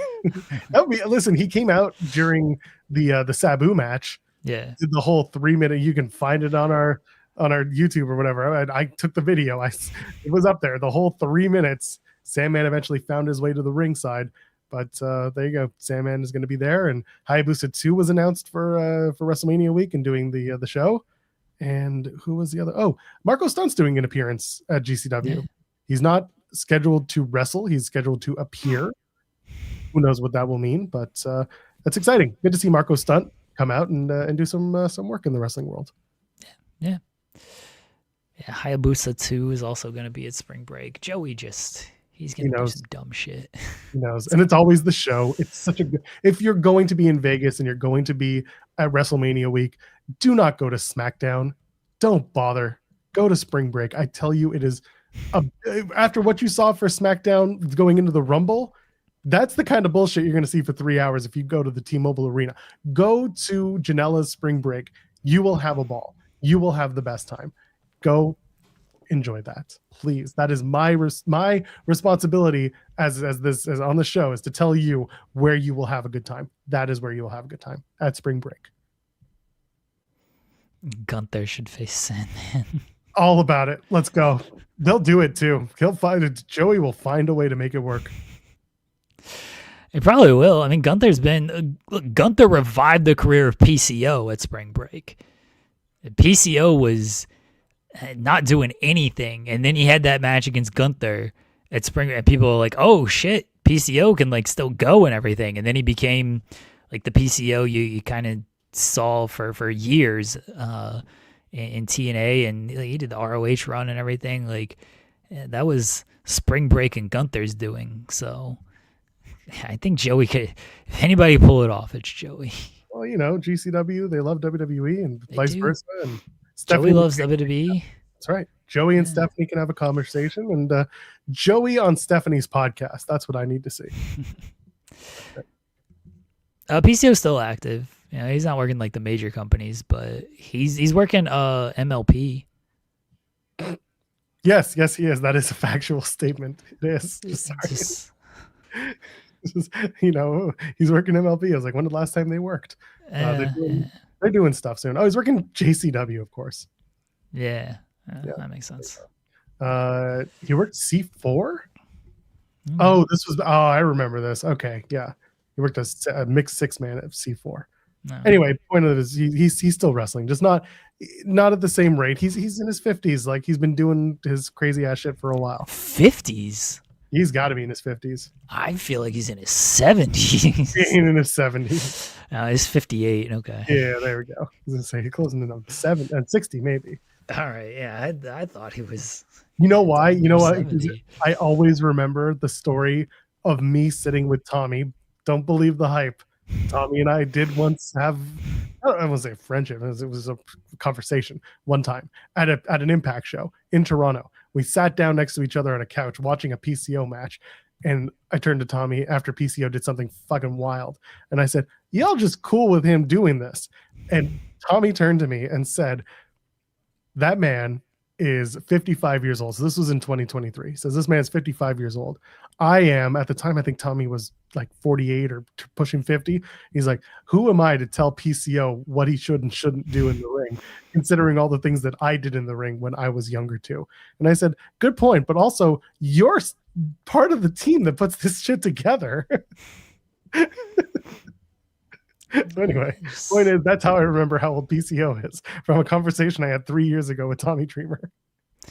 Yeah, they're just gonna let that man go. They don't care. True, that's true. He's unkillable, right? Is that what it is? Yeah, what his whole gimmick? Good for him. He cannot die. Yeah. Or will not. I don't know. There is a difference. Words matter. Do you hate Tommaso Ciampa because his nickname is Psycho Killer, and you don't like when people say they're gonna kill you, and Ciampa's most likely not gonna kill anybody? No, I just assume that it's an homage to the band Talking Heads, who have a song called Psycho Killer. Qu'est-ce que c'est? Far better. That's all. I don't know that song. You should listen to it. It's a good song. I feel like it sounds like something my wife would like. I feel like if his nickname is Psycho Killer and he doesn't kill anybody, that's the same as saying, like, I'm gonna kill you but not killing anybody in wrestling. Is different. How? And also, if he murders somebody, first of all, congratulations, AEW. You're reaching TNA levels of death in wrestling, and I appreciate it. But also, he should do more psycho killing. I think at one point he did that song as his theme. I'm pretty sure at one point Ciampa used Psycho Killer. I mean, he should if he hasn't. It's not a very like high key song. Like, it's a very chill song. Well, his Shadow Knows His Story isn't like high key. It is when you think about who sang it. Well, Johnny Cash? No. Oh. Just Joe, baby. No. Is the big show in the man.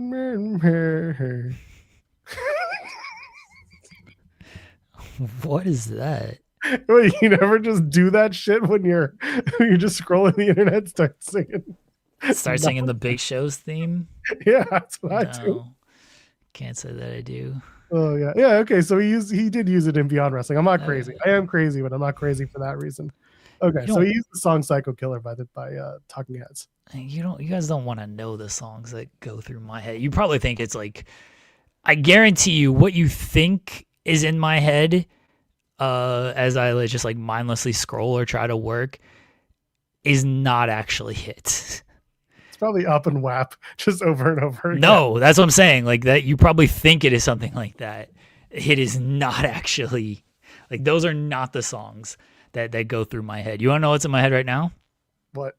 The Big Show's theme? No. See, it's not like City Guy. It's legitimately not. The stuff in my head is Doc McStuffins, because everything is Doc McStuffins. Or, okay, I didn't know if you had anything to add. No, I'll add after your points. Okay. Or right now, it is Finger Bang. Bang, bang, bang. Gonna finger bang, bang you into my life. Girl, you like to finger bang, and that's all right. Finger bang, bang you every night. I'm the king of finger bang. Let's not fight. Bang, bang, bang. We were showing our kid something. I forget what it was. Something random. For those who don't know, I got a soon-to-be 4-year-old, and he wanted to watch The Nightmare Before Christmas, but not the movie. He wanted to see the songs from it, and he didn't like This Is Halloween, but he wanted to see the What's This song? What's this? This meditate everywhere. But he doesn't know what the lyrics are. So as he's trying to tell other people that he sees on the street or in our building about how he watched the quote Jackie Skellington movie, which is very funny, he then says in his like crazy mixed up trying to get the words out of mind, he tries to explain how he's watching the song that goes, what's this? What's this? What's this? What's this? What's this? What's this? What's this? So that's basically what I've got in my head as my child trying to sing the What's This song from Nightmare Before Christmas. Yeah, all the songs in my head are Doc McStuffins or a South Park song, some type of South Park. That's typically what is actually in my head. So that's why I said, like, you guys think of what it is. It is probably not that. Sounds about right. Oh my gosh. All right. Doc McStuffins. Doc McStuffins. Tomorrow we're back 10 a.m. Eastern on the regular channel, on our regular channel, our main channel, Fightful Overbooked. If you haven't already, go join us over there. It'll be SP3 and Jeremy talking about God knows basketball. Probably there was a huge trade that went down over the last couple of days. So no, there wasn't. We have to just talk about all the big trades that happened.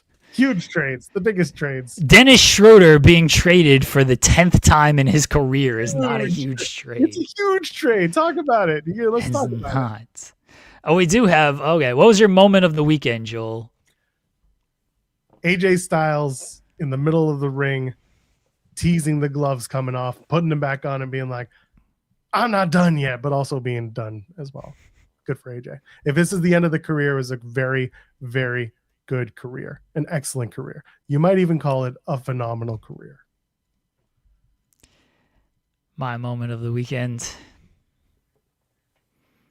the tribal chief saying this shit is sucked for 2 years. You ain't done nothing in the 2 years that I have not held the title. So you know what?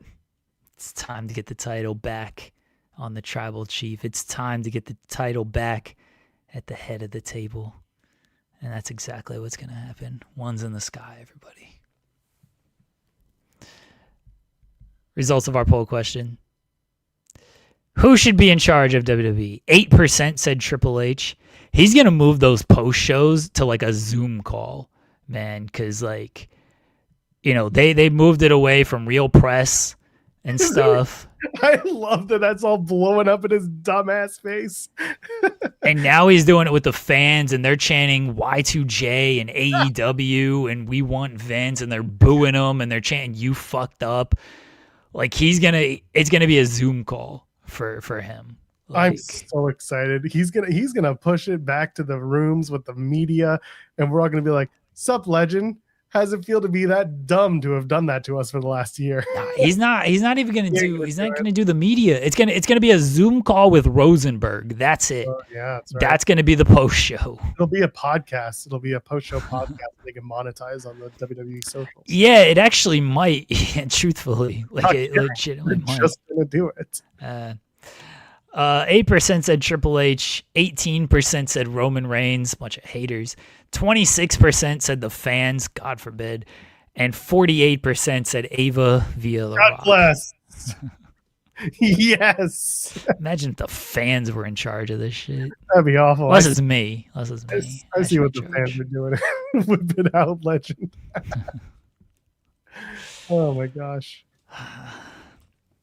What did we accomplish today, Joel? If you work for a company and you have been the top performer of your company and you take a little bit of time off, just a little bit, just a tiny bit, but if you come back to that company and nothing's changed and you are immediately the top person, once again, the top sales getter, the top earner for your company, you have every right to publicly denounce and publicly decimate the work that your company does before also getting rewarded with the directorship. Biggest thing we accomplished today is get over, kids. That's it. And if you can't get over, just come back and take it. Well, no, they can't come back and take it because they couldn't get over in the first place. So. Right. Well, it sounds like a them problem. Oh, it is. That's why Roman had to friggin' come in there. Well, all right. We'll come back tomorrow, 10 a.m. Eastern. Let's get out of here. For Jeremy Lambert, you know who I am. You know who he is. SB3 joins Jeremy tomorrow. Like the video on the way out and send us nice things. Say nice things. Ladies, gentlemen, friends beyond the binary, we'll see you in the next.